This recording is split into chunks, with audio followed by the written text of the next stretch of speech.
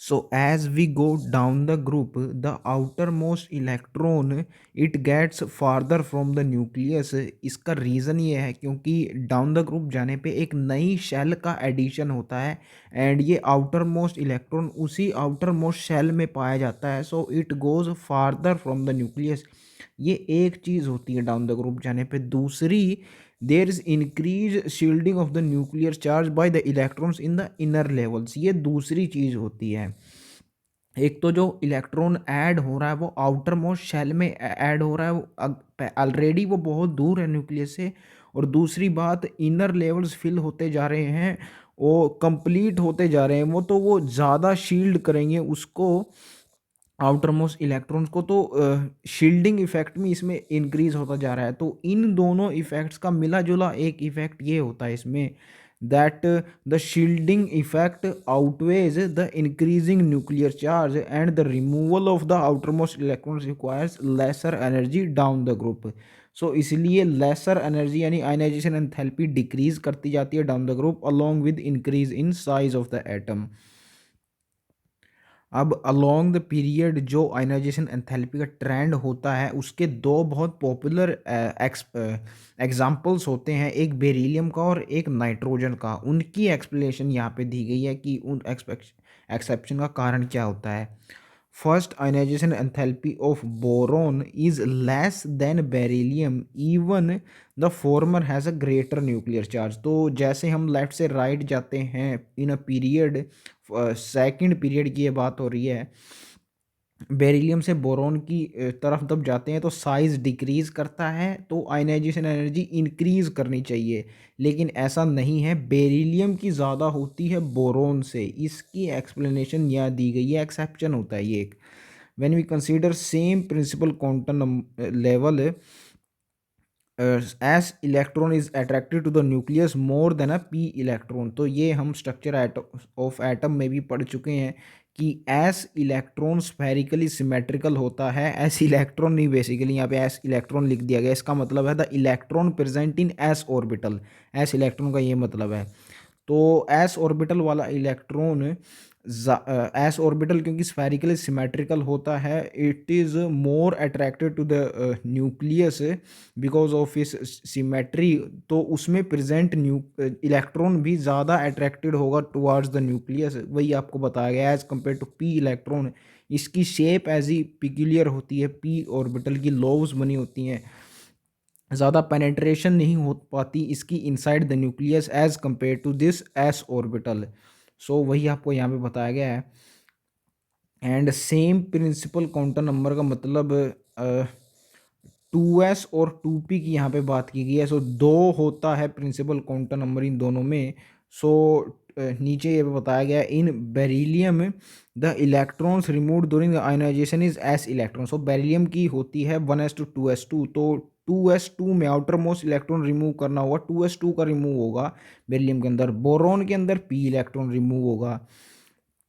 Penetration of the 2s electron to the nucleus is more than 2p electron। so s orbital के अंदर जो electron होता है in general उसकी penetration ज़्यादा होती है, तो 2s की ज़्यादा होगी ऐसे ही, और p की क्योंकि कम होती है इसलिए 2p की पेनेट्रेशन कम होगी to the nucleus. Hence 2p electron of boron is more shielded from the nucleus by the inner core electrons than the 2s electron of beryllium.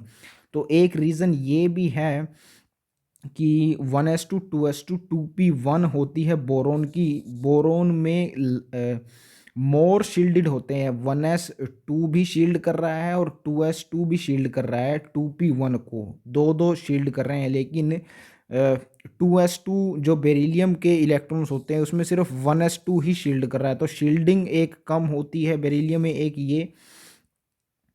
और दूसरा, एनर्जेटिकली भी हम जानते हैं कि 2s ऑर्बिटल की एनर्जी कम होती है as compare to 2p orbital. और जिसकी एनर्जी कम होगी वो उतना ज़्यादा नज़दीक होगा न्यूक्लियस के। हम जानते हैं -13.6 ये फर्स्ट एनर्जी लेवल होता है, सबसे कम एनर्जी तो सबसे नज़दीक होगा न्यूक्लियस के। तो 2s के सबसे इन दोनों के अंदर कम एनर्जी तो नज़दीक होगा न्यूक्लियस से, तो इससे इलेक्ट्रॉन निकालना उतना ही मुश्किल होगा। इसलिए बेरिलियम से, क्योंकि 2s से इलेक्ट्रॉन निकल रहा है तो उसकी आयनाइजेशन एंथैल्पी ज़्यादा होती है, और बोरॉन से क्योंकि 2p से निकल रहा है तो उसकी आयनाइजेशन एंथैल्पी कम होती है। ये कवर किया हमने पहला एक्सेप्शन बेरिलियम का। इसके बाद एग्जाम्पल आपको गिवन है ऑक्सीजन और नाइट्रोजन का। Thus boron has a smaller first ionization enthalpy than beryllium. Another anomaly is the smaller first ionization enthalpy of oxygen compared to nitrogen। अब ऐसे ही ऑक्सीजन नाइट्रोजन की, ऑक्सीजन आता है आगे नाइट्रोजन से, इवन देन इसकी आयनाइजेशन एंथैल्पी कम होती है। लेफ्ट टू राइट जाने पे अलोंग अ पीरियड इंक्रीज होनी चाहिए ना, लेकिन फिर भी इसकी कम होती है ऑक्सीजन की। उसका रीज़न यहाँ नीचे दिया गया है। This arises because in nitrogen atom 3 2p electrons reside in different atomic orbitals. Hund's rule यहाँ पे ब्रैकेट में लिखा गया है। इसका मतलब अगर 2p ऑर्बिटल के अंदर 3 इलेक्ट्रॉन बताए गए हैं तो वो सिंगली ऑक्यूपाइड होंगे तीनों ऑर्बिटल्स, ना कि एक में 2 आ गए और एक में 1 आ गया और एक खाली रह गया। हर्ट्ज रूल का ये मतलब है। Whereas in oxygen atom 2 of the 4 2p electrons must occupy the same 2p orbitals, resulting in increased inter-electronic repulsion। तो नाइट्रोजन की इलेक्ट्रॉनिक कॉन्फ़िगरेशन होती है 1s2 2s2 2p3, और ऑक्सीजन की होती है 2p4। अब इसी कारण जो मैंने आपको अभी बताया कि 3 अलग अलग ऑर्बिटल्स के अंदर प्लेस होते हैं इलेक्ट्रॉन नाइट्रोजन के अंदर, एंड हाफ फील्ड कॉन्फ़िगरेशन हो गई है। एक्स्ट्रा स्टेबिलिटी होती है हाफ फील्ड और फुल्ली फील्ड की, ये तो पॉइंट हम जानते ही हैं। और दूसरा अनस्टेबिलिटी ऑक्सीजन के केस में इसलिए होती है क्योंकि इंटर इलेक्ट्रॉनिक रिपल्जन आ जाता है 2p4 में। जो एक ही ऑर्बिटल के अंदर 2 इलेक्ट्रॉन आ गए वो रिपल्जन क्रिएट करते हैं, और उनको फिर निकालना ऑक्सीजन से इलेक्ट्रॉन आसान हो जाता है। उस रिपल्जन को कम करने के लिए देना ही पड़ता है ऑक्सीजन को electron. So consequently it is easier to remove the fourth 2p electron from oxygen than it is to remove one of the 3 2p electrons from the nitrogen। Half field configuration होती है nitrogen की, highly stable होती है, इससे नहीं निकाल सकते। Inter electronic repulsion होता है 2p4 कन्फिग्रेशन में ऑक्सीजन के, इसलिए उससे निकालना आसान होता है। इसलिए ऑक्सीजन की कम हो गई यहाँ पे आयनाइजेशन एंथैल्पी। अब है एग्जाम्पल 3.6। आपको फर्स्ट आयनाइजेशन एंथैल्पी पूछी है, इसमें एक्चुअली गिवन है इन 3 एलिमेंट्स की, और फिर एल्यूमिनियम की पूछी है कि किसके नज़दीक होगी इन दोनों वैल्यूज से। सोडियम, मैग्नीशियम और सिलिकॉन की आपको गिवन है, तो अच्छा क्वेश्चन है ये, इंटरेस्टिंग वन। ऐसा ही एक क्वेश्चन पिछले चैप्टर की एक्सरसाइज में भी आता है स्ट्रक्चर ऑफ एटम की, जहाँ पे सिलिकॉन और एल्यूमिनियम के जो इलेक्ट्रॉन्स होते हैं, आउटर मोस्ट इलेक्ट्रॉन्स, यानी सिलिकॉन में होते हैं 3p2 और एल्यूमिनियम में होता है 3p1, इनमें से किस पे ज़्यादा न्यूक्लियर चार्ज लगेगा, ऐसा क्वेश्चन उसमें पूछा गया है। तो इन दोनों में इलेक्ट्रॉन्स तो क्योंकि आउटर मोस्ट सेम ऑर्बिटल में प्रेजेंट होते हैं 3p1 और 3p2, सो लेकिन सिलिकॉन के अंदर क्योंकि ज़्यादा प्रोटॉन्स पाए जाते हैं, 14 होता है सिलिकॉन और 13 एल्यूमिनियम, सो इसमें न्यूक्लियर चार्ज ज़्यादा होगा, क्योंकि न्यूक्लियस से डिस्टेंस तो सेम है उस ऑर्बिटल का, 3p है दोनों के अंदर, लेकिन न्यूक्लियर चार्ज क्योंकि सिलिकॉन का ज़्यादा है तो इसकी आयनाइजेशन एंथैल्पी ज़्यादा होगी, मीन्स ज़्यादा एनर्जी चाहिए इससे इलेक्ट्रॉन निकालने के लिए। सो सिलिकॉन की ज़्यादा होगी एल्यूमिनियम से, ये कंसेप्ट तो आपको वहाँ से आ गया। तो 786 से कम होनी चाहिए एल्यूमिनियम की, ये तो आपको पता लग गया। यहाँ पे गिवन ही है 760 गिवन है यहाँ पे, 760 हो सकती है ऐसा आपसे पूछा है, तो दोनों ही कम है 786 से, तो वो कंसेप्ट तो यहाँ पे नहीं लगेगा, दूसरा लगाना पड़ेगा यहाँ पे। इससे पहले आता है मैग्नीशियम, 3s2 होती है इसकी outer most electronic configuration 1s2 2s2 2p6 3s2। अब इसके तुरंत बाद आता है एल्यूमिनियम 3p के अंदर एक इलेक्ट्रॉन होता है और इससे पहले के सारे ऑर्बिटल्स भरे हुए होते हैं completely. So completely filled configuration के साथ वो शील्डिंग बहुत बेहतरीन होती है और शील्डिंग इफेक्ट आ जाता है 3p इलेक्ट्रॉन्स के ऊपर from the nucleus by the 3s electrons. 3s electron उससे पहले क्योंकि कंप्लीटली फील्ड हुए होते हैं, पीछे के सारे इनर शेल्स भी सारे कंप्लीटली फील्ड होते हैं, तो effective shielding of nuclear charge हमें देखने को मिलती है। इसीलिए मैग्नीशियम से भी कम होनी चाहिए इसमें आयनाइजेशन एंथैल्पी। सो मैग्नीशियम की यहाँ गिवन है 737, इससे कम होगी। ऑप्शन सिर्फ एक ही है, 575 होगा इसका आंसर। तो this example is very similar to what we have studied in the theory right now for beryllium and boron। Boron में 2p1 से निकल रहा है और 2s2 से निकलता है बेरिलियम में, तो बोरोन की कम होती है, वहाँ हमने थ्योरी में देखा। यहाँ पे 3s2 से निकल रहा है मैग्नीशियम में और 3p1 से निकल रहा है एल्यूमिनियम में, तो एल्यूमिनियम की कम होगी मैग्नीशियम से।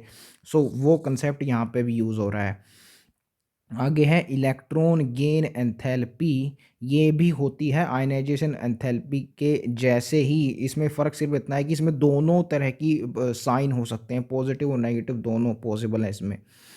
when an electron is added to a neutral gaseous atom to convert it into a negative ion, the enthalpy change accompanying the process is called electron gain enthalpy। तो यहाँ पे आपने notice करा होगा कि ग्राउंड स्टेट कहीं भी mention नहीं है यहाँ पे।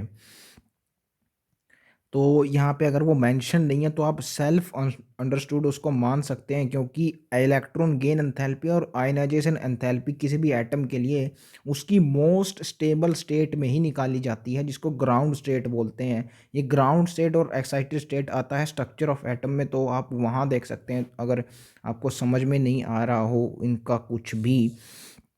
Electron gain enthalpy provides a measure of the ease with which an electron adds to an electron to form an ion as represented by the equation 3.3।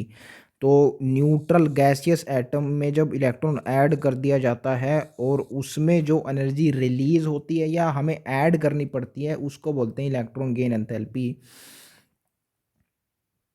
Quantitatively electron enthalpy ionization energy के बराबर ही होती है। जितनी energy electron निकालने के लिए चाहिए एक एटम से, उतनी ही एनर्जी चाहिए होगी वो ही इलेक्ट्रॉन दोबारा उसमें डालने के लिए, यानी इलेक्ट्रॉन गेन एंथैल्पी भी उतनी ही होगी। सो ऐसे मैं बोल रहा हूँ कि क्वांटिटेटिवली उसके इक्वल होती है। Depending on the element, process of adding an electron to an atom can be either endothermic और एक्सोथर्मिक। इसीलिए दो साइन हो सकते हैं इसके इलेक्ट्रॉन गेन एंथैल्पी के। For many elements the energy is release when the electron is added to the atom, तब negative होती है इलेक्ट्रॉन गेन एंथैल्पी। ये अगेन थर्मोडायनेमिक कन्वेंशन है, जब एनर्जी रिलीज होती है किसी एटम से तो नेगेटिव मानी जाती है वो। For example, group 17 elements, the halogens, have very high negative values of electron gain enthalpies because they can attain a stable noble gas electronic configuration by picking up an electron। ये हम जानते ही हैं, एक electron की दरकार होती है halogens को, तो हाईली नेगेटिव होती है इलेक्ट्रॉन गेन एंथैल्पी हैलोजेंस की। इसका मतलब बहुत ज़्यादा उन्हें ज़रूरत होती है सिर्फ एक इलेक्ट्रॉन की। इससे ये शो होता है कि बहुत ज़्यादा एनर्जी रिलीज़ करेंगे वो, जब एक इलेक्ट्रॉन को मिल जाएगा वो ज़्यादा एनर्जी रिलीज़ करेंगे, इसका मतलब ज़्यादा स्टेबिलिटी गेन करेंगे। energy released energy is directly proportional to stability, and the energy that atom have, it is inversely proportional to stability। ये structure of atom में भी clear कर चुका हूँ मैं। on the other hand, noble gases, जो इनके तुरंत बाद वाला ग्रुप होता है, have large positive values of electron gain enthalpies because the electron has to enter next higher principal quantum level leading to a very unstable electronic configuration। तो already बहुत stable electronic configuration होती है noble gases की, they do not want any further electron addition in to them, so आपको large positive electron की enthalpy apply करनी होगी। Positive का मतलब अगेन आपको अप्लाई करनी है इसमें, तो उनमें इलेक्ट्रॉन को ऐड करने के लिए, इसका मतलब है लार्ज पॉजिटिव ईजीई का। The variation in electron gain enthalpy of elements is less systematic than ionization enthalpy. So S block elements में हमने देखा और हलोजेंस में भी देखा है, पीछे एग्जांपल दिए हुए हैं कि आयनाइजेशन एनर्जी की वेरिएशन काफ़ी यूनिफॉर्म होती है, स्मूथ होती है, सिस्टमैटिक होती है। लेकिन ऐसा नहीं होता इलेक्ट्रॉन गेन एंथैल्पी के साथ। आयनाइजेशन एनर्जी भी वैसे फ्लक्चुएट करती है, इसकी वैल्यू कुछ कुछ ग्रुप्स के अंदर, लेकिन ओवरऑल इन जनरल बहुत यूनिफॉर्म होती है। इस इलेक्ट्रॉन गेन एंथैल्पी की वैल्यू इवन जो ऑक्सीजन फैमिली एंड हलोजेंस है फैमिली, उसके अंदर भी वैरी करती है। It does not have the same trend as ionization enthalpy, less systematic होती है, जनरल नहीं मान सकते इसको, आपको इन स्पेसिफिक केस ध्यान से देखना होगा आपको, वो मतलब है इसका less systematic. You can't make general assumptions here. As a general rule, the electron gain enthalpy becomes more negative with increase in atomic number across a period. तो in general तो होती है इलेक्ट्रॉन आयनाइजेशन एंथैल्पी के जैसे ही, लेकिन इसके exception पाए जाते हैं, वही यहाँ पे बताया गया है, लेस सिस्टमैटिक होती है, इसके एक्सेप्शंस हैं। आयनाइजेशन एंथैल्पी के भी एक्सेप्शंस होते हैं, लेकिन इसके ज़्यादा हैं। The effective nuclear charge increases from left to right across a period and consequently it will easier to add an electron to smaller atom since added electron on average would be closer to the positively charge nucleus. तो ये reason बताया गया कि across a period क्यों increase करती है electron gain enthalpy. Reason it is very similar to what it is for ionization energy. Size क्योंकि छोटा होता जाता है तो न्यूक्लियस के और नज़दीक आता जाएगा वो एडिड इलेक्ट्रॉन, और अट्रैक्टिव फोर्स ज़्यादा होगी, सो इसीलिए इलेक्ट्रॉन गेन एंथैल्पी ज़्यादा होती जाती है across a period. More negative का मतलब आई होप आप समझ पा रहे होंगे कि ज़्यादा एनर्जी रिलीज करेगा वो एलिमेंट जब उसमें इलेक्ट्रॉन ऐड करेंगे। मोर नेगेटिव ईजी का मतलब ये होता है। एंड स्मॉलर एटम होगा तो उसके क्लोज ऐड होगा एडिड इलेक्ट्रॉन, और जितने क्लोज होता है उस इलेक्ट्रॉन की एनर्जी उतनी कम होती है, उसकी एनर्जी उतनी कम है, मतलब उतनी ही ज़्यादा एनर्जी उसने रिलीज करी है। एंड यही मतलब होता है मोर नेगेटिव इलेक्ट्रॉन की एंथैल्पी का। लेस नेगेटिव होती जाती है EGE down the group as the size of the atom increases and the added electron would be farther from the nucleus, again just opposite of what happens across a period। तो आप समझ सकते हैं कि क्यों लेस नेगेटिव होती जाती है down the group.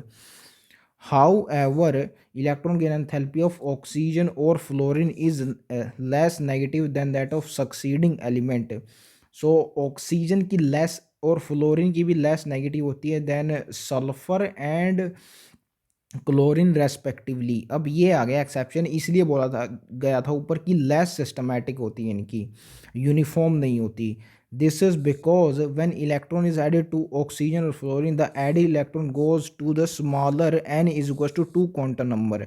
Second period के होते हैं ऑक्सीजन और फ्लोरीन, तो स्मॉलर क्वांटम लेवल में ऐड होता है electron and it suffer significant repulsion from the other electron present in this level.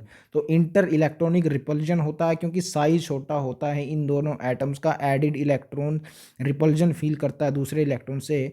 इसके just opposite for n is equals to 3 which is for sulfur and chlorine quantum level, sulfur और chlorine के लिए added electrons occupies a larger region of space and the electron electron repulsion is much less। अगर repulsion उन दोनों electrons के बीच में कम है, actually जितने भी इलेक्ट्रॉन्स हैं सल्फर और क्लोरीन में और एडिड इलेक्ट्रॉन के बीच का रिपल्जन, अगर वो रिपल्जन कम हो रहा है इसमें, तो मीन्स इलेक्ट्रॉन और न्यूक्लियस के बीच में जो अट्रैक्शन है वो ज़्यादा होगा क्योंकि इंटर इलेक्ट्रॉनिक रिपल्जन कम है। Means the electron will be held more closer to the nucleus. अगर क्लोजर होगा तो उसकी एनर्जी कम होगी, उस इलेक्ट्रॉन की एनर्जी कम है तो उसने ज़्यादा एनर्जी रिलीज़ करी है, इसका ये मतलब होगा। एनर्जी ज़्यादा रिलीज्ड मतलब मोर नेगेटिव इलेक्ट्रॉन गेन एंथैल्पी, तो इसीलिए सल्फर और क्लोरीन की ज़्यादा नेगेटिव होती है electron gain enthalpy as compare to oxygen and fluorine. अब ये एग्जाम्पल 3.7 है, इसको हम करेंगे और ये टेबल भी हमको करनी है। इससे पहले मैं देख लेता हूँ कि पिछले पेज पे मैंने कुछ छोड़ तो नहीं दिया है। हाँ, ये मैंने छोड़ दिया है, ये तो फिगर्स इनको एक्सप्लेन नहीं करा था। सो 3.6 ए, ये जो फिगर है इसमें फर्स्ट आयनाइजेशन एंथैल्पी गिवन है of the group alkali, actually period along the period given है, ये सेकंड पीरियड की फर्स्ट आयनाइजेशन एंथैल्पी देखिए यहाँ पे लिखा है। तो इसमें दो एक्सेप्शंस थे, बेरिलियम का और नाइट्रोजन का, बाकी यूनिफॉर्म होती है इसमें। देखिए बोरोन से ज़्यादा होती है बेरिलियम की और ऑक्सीजन से ज़्यादा होती है नाइट्रोजन की। दो एक्सेप्शंस हमने ऑलरेडी देख लिए हैं, बाकी इसमें यूनिफॉर्म होती है सारी according to the trend, general trend. और यहाँ पे गिवन है या ग्रुप के लिए एल्कली मेटल्स की आयनाइजेशन एंथैल्पी का ऑर्डर यहाँ पे गिवन है आपको। डाउन द ग्रुप जाने पे आप जानते हैं डिक्रीज होती जाती है। ऊपर हमने देखा था कि 500 के आसपास होती है लिथियम की, यहाँ पे देखिए 520 गिवन है तो इसके आसपास ही है, और डिक्रीज हो रही है अप टू मैक्स ये 374 तक टिल सीजियम। तो आप देख रहे हैं बहुत ज़्यादा वेरिएशन नहीं है in the ionization enthalpy of these elements, S block elements. Even though decrease जरूर करती है डाउन द ग्रुप, रीज़न आप जानते हैं क्योंकि साइज इंक्रीज करता है। As in contrast to this noble gases के अंदर देखिए कितनी ज़्यादा डिक्रीज कर रही है, ये मैं आपको से पहले भी डिस्कस कर चुका हूँ। 2500 के अराउंड है हीलियम की, और यहाँ देखिए जीनन की अराउंड 1000 के अराउंड हो रही है। तो क्योंकि साइज़ बहुत ज़्यादा वेरी करता है नोबल गैसेस के अंदर, इसलिए आयनाइजेशन एंथैल्पी भी उसी ऑर्डर में वेरी करती है। ये सरप्राइज़ नहीं होना चाहिए आपके लिए, मैं ऑलरेडी डिस्कस कर चुका हूँ पहले भी। अब देखते हैं ये एग्जाम्पल, उसके बाद ये टेबल देख लेंगे। Example 3.7, most negative electron gain enthalpy और least negative electron gain enthalpy बतानी है आपको अमंग दीज 4 एलिमेंट्स। तो अभी अभी हमने देखा कि फ्लोरीन से ज़्यादा होती है क्लोरीन की, रीज़न उसका भी हमने देखा। तो मोस्ट नेगेटिव इलेक्ट्रॉन ईजीई होगी क्लोरीन की इनमें। लीस्ट नेगेटिव इनमें पाई जाएगी फॉस्फोरस की, क्योंकि हमने देखा कि left to right across a period more negative होती जाती है, तो लेस नेगेटिव होगी उसकी जो लेफ़्ट साइड में पाया जाएगा। फॉस्फोरस सबसे लेफ़्ट होता है इनमें, सो सबसे लीस्ट होगी इसकी। तो मोस्ट नेगेटिव इनमें पाई जाएगी क्लोरीन की और लीस्ट नेगेटिव होगी फॉस्फोरस की। सो ये है table 3.7 for E of some main group elements और रिप्रेजेंटेटिव एलिमेंट्स और S and P block elements. यहाँ पे देखिए फॉर एल्कली मेटल्स हाइड्रोजन भी यहाँ पे इंक्लूड कर दिया गया है, इसलिए इंक्लूड किया है क्योंकि साइज़ के अकॉर्डिंग वेरिएशन देख रहे हैं यहाँ पे इलेक्ट्रॉन गेन एंथैल्पी की। साइज़ क्योंकि डाउन द ग्रुप इंक्रीज करता जाता है, हाइड्रोजन पहला एलिमेंट है, इसका साइज़ सबसे छोटा होता है इनके अंदर। सो इन जनरल ई का ऑर्डर सेम होता है एज आयनाइजेशन एंथैल्पी। जैसे डाउन द ग्रुप जाने पे आयनाइजेशन एंथैल्पी डिक्रीज करती जाती है, वैसे ही ई लेस नेगेटिव होती जाती है डाउन द ग्रुप। वही यहाँ पे दिखाया गया है, हाइड्रोजन से लेके सीजियम तक साइज इंक्रीज करता जाता है, तो ई लेस नेगेटिव होती जाएगी। बहुत यूनिफॉर्म ट्रेंड है। एक्सेप्शंस यहाँ पे देखने को मिलते हैं जो कि मैं आपको एक्सप्लेन भी कर चुका हूँ। Group 16 oxygen family and 17 halogens, oxygen, sulphur, fluorine, chlorine, इनमें एक्सेप्शन देखने को मिलते हैं। इनके अलावा सल्फर से लेके पोलोनियम तक ग्रुप 16 में, और क्लोरीन से लेके एस्टाटीन तक ग्रुप 17 हैलोजेंस में कोई एक्सेप्शन नहीं है। जैसे जैसे नीचे साइज इंक्रीज करता जाता है लेस नेगेटिव होती जाती है ईजीई। अब इनके एक्सेप्शंस का रीज़न क्या है ये मैं आपको ऑलरेडी एक्सप्लेन कर चुका हूँ। ये ऑर्डर आपको ध्यान रखना है, जैसे फोटोसिंथेसिस के अंदर जेड स्कीम हम पढ़ते हैं वैसा ही कुछ इसका ऑर्डर होता है। क्लोरीन की सबसे ज़्यादा होती है इलेक्ट्रॉन गेन एंथैल्पी, उसके बाद आता है fluorine, then we come to sulphur, क्योंकि ऑक्सीजन से ज़्यादा होती है सल्फर की, और सबसे कम होती है ऑक्सीजन की इलेक्ट्रॉन गेन एंथैल्पी। ये PYQ में भी बार बार ऑर्डर पूछा जा चुका है इलेक्ट्रॉन गेन एंथैल्पी का इन चारों की, और आगे भी आने के बहुत चांसेस हैं बिकॉज इंपॉर्टेंट ऑर्डर है ये, एक्सेप्शंस इंक्लूडेड है इसके अंदर। अब लास्ट ग्रुप आता है नोबल गैसेस का। इसमें बहुत एक्सेप्शनल आपको इलेक्ट्रॉन गेन एंथैल्पी का ऑर्डर देखने को मिलता है, एंड हीलियम का सबसे कम पॉजिटिव के अंदर इलेक्ट्रॉन गेन एंथैल्पी दी हुई है यहाँ पे। सबसे कम इलेक्ट्रॉन गेन एंथैल्पी पॉजिटिव में होने का मतलब है इसमें सबसे कम एनर्जी लगेगी इसमें इलेक्ट्रॉन ऐड करने के लिए, लेकिन इसका साइज तो सबसे छोटा होता है, सबसे ज़्यादा इसमें इंटर इलेक्ट्रॉनिक रिपल्जन होगा as given in the theory. So सबसे ज़्यादा इसमें एनर्जी लगनी चाहिए इसको देने में, पॉजिटिव में सबसे ज़्यादा होनी चाहिए इसकी, अगर थ्योरी में जो कंसेप्ट गिवन है उसके अकॉर्डिंग चला जाए। और जीनन का क्योंकि साइज सबसे बड़ा होता है इसमें कोई इंटर इलेक्ट्रॉनिक रिपल्जन नहीं पाया जाएगा, और इसकी फिर इस हिसाब से सबसे कम होनी चाहिए इलेक्ट्रॉन गेन एंथैल्पी, सबसे कम रेजिस्टेंस होना चाहिए इसमें आने वाले इलेक्ट्रॉन के लिए क्योंकि साइज सबसे बड़ा है। इसका आपको तोड़ पता लगेगा जब आप इनके साइजेस देख लेंगे class 12 chemistry P block chapter में, वहाँ आपको ये एग्जैक्ट रेडियस मिल जाएंगे इन एलिमेंट्स के। वहाँ से आपको क्लियर होगा कि 120 पिकोमीटर साइज होता है हीलियम का, और इसमें 2 इलेक्ट्रॉन पाए जाते हैं हीलियम में, और 240 पिकोमीटर किसी का भी साइज नहीं होता इन सारे नोबल गैसेस के अंदर। सबसे बड़ा जो इवन इनमें होता है जीनन, इसमें 220 पिकोमीटर साइज होता है। रेडोन रेडियो एक्टिव होता है, इसकी प्रॉपर्टीज़ हम नहीं पढ़ते इसलिए स्टार मैंने लगाया इसके ऊपर, रेडियो एक्टिव होता है ये। सो सबसे बड़ा जिसकी प्रॉपर्टीज़ पढ़ी जाती हैं इनमें जीनन होती है, इसका भी साइज 220 पिकोमीटर होता है। हीलियम के अंदर होते हैं 2 इलेक्ट्रॉन, और उन वो 120 पिकोमीटर रेडियस के अंदर पड़े होते हैं। अब अगर आपको सेम इलेक्ट्रॉन गेन एंथैल्पी चाहिए तो रेडियस और इलेक्ट्रॉन गेन एंथैल्पी का रेशियो सेम होना चाहिए, जैसे जितनी रेडियस बड़ी है उतनी ही इलेक्ट्रॉन गेन एंथैल्पी फिर बढ़ेगी, उनका रेशियो सेम होगा, क्योंकि electron gain enthalpy and atomic size are inversely related. जिस प्रोपोर्शन में साइज इंक्रीज करता है उसी प्रोपोर्शन में इलेक्ट्रॉन गेन एंथैल्पी डिक्रीज करती है। अब हीलियम के अंदर होते हैं 2 इलेक्ट्रॉन और उसका 120 पिकोमीटर की रेडियस में होते हैं वो। मान लीजिए 4 इलेक्ट्रॉन हैं किसी एलिमेंट में और 240 पिकोमीटर की रेडियस में वो पड़े हैं, तो सेम होगी उसकी electron gain enthalpy as that of helium, क्योंकि जितनी आपने रेडियस डबल की है उतने ही इलेक्ट्रॉन आपने डबल कर दिए हैं, तो सेम एरिया में पड़े होंगे, मेरे कहने का मतलब ये है।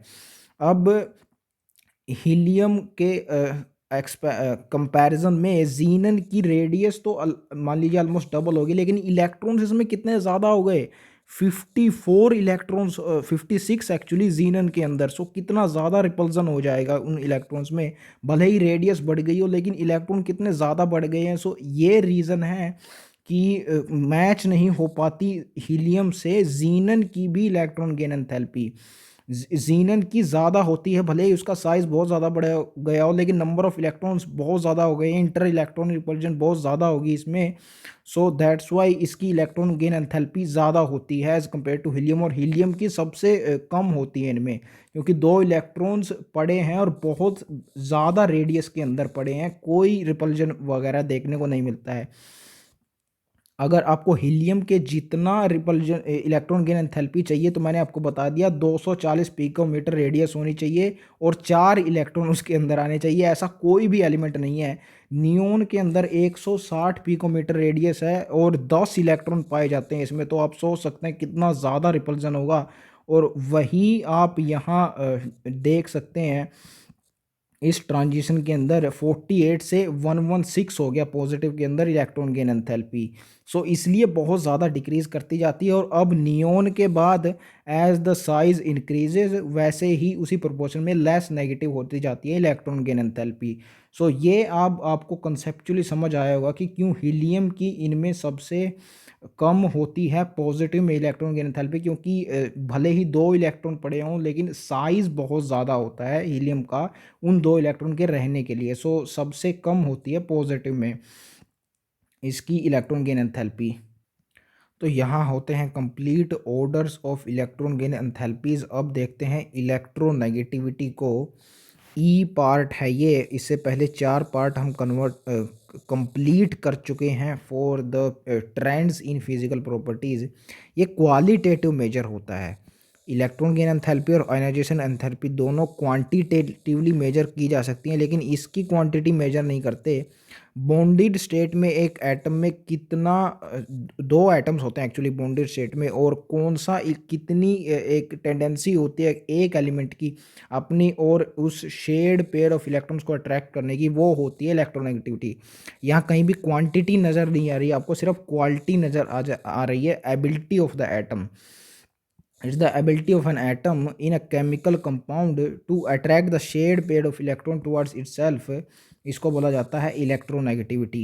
Unlike ionization and electron gain enthalpy, it is not a measurable quantity as I have told you। Joules kilo joule per mole में मेजर होती हैं आयनाइजेशन और इलेक्ट्रॉन गेन एंथैल्पी। इसकी कोई ये मेजरेबल क्वांटिटी नहीं आती है, even though a number of numerical scales of electronegativity of elements, Pauling scale, Mulliken Jaffe scale, Jaffe and Allred-Roscoe scale have been developed। तो ये सिर्फ क्वालिटेटिवली चेक करने के लिए बनाए गए हैं स्केल, क्वांटिटेटिवली इसको मेजर नहीं किया जा सकता। आपको इन तीनों स्केल्स के नाम ज़रूर याद होने चाहिए। आपसे पूछा जा सकता है कि कौन से होते हैं इलेक्ट्रोनेगेटिविटी नापने के स्केल्स। पोलिंग स्केल होता है, ये तो आपको याद रह ही जाना क्योंकि ये मेन स्केल होता है मोस्ट पॉपुलर। इसी के हिसाब से वैल्यूज़ दी जाती हैं इलेक्ट्रोनेगेटिविटी के एलिमेंट्स को। मुलिकन जैफे स्केल भी होता है, इसको आप ऐसे याद रखेंगे कि जो सेकंड चैप्टर था स्ट्रक्चर ऑफ एटम उसमें मिलिकन आता है, एक scientist Millikan experiment, oil drop experiment. तो मिलिकन से मुलिकन आप याद रखेंगे क्योंकि वो साइंटिस्ट तो आपको याद रखना ही है उस चैप्टर में। ऑल रेड के पीछे आता है रेड, और रदरफोर्ड आप पढ़ते हैं स्ट्रक्चर ऑफ एटम चैप्टर में, तो रदरफोर्ड से ये ऑल रेड आपको याद रह जाएगा। वो रदरफोर्ड वो अल्फा स्कैटरिंग एक्सपेरिमेंट याद रखना ही है आपको। तो ऐसे इन दोनों स्केल्स को आप याद रख सकते हैं। एक रिलेशन यहाँ पे गिवन है इलेक्ट्रॉन एफिनिटी का इलेक्ट्रॉन गेन एंथैल्पी के साथ। जस्ट अपोजिट साइन होता है इलेक्ट्रॉन एफिनिटी का as compare to electron gain enthalpy. In many books negative of the enthalpy change for electron gain enthalpy is taken as electron affinity of the atom under consideration if energy is released। तो इसका sign just opposite होता है EGE के। तो energy अगर release हो रही है तो पॉजिटिव होगा, क्योंकि नेगेटिव होता है रिलीज एनर्जी में EGE का, तो इसका पॉजिटिव होगा क्योंकि जस्ट अपोजिट होती है। Contrary to the thermodynamic convention. अब थर्मोडाइनमिक कन्वेंशन कहता है कि रिलीज एनर्जी नेगेटिव होती है, एब्जॉर्ब्ड पॉजिटिव। यहाँ क्योंकि उसका उल्टा हो रहा है, रिलीज पॉजिटिव मान रहा है, तो इसलिए कंट्रेरी है, कॉन्ट्राडिक्शन है थर्मोडाइनमिक कन्वेंशन का।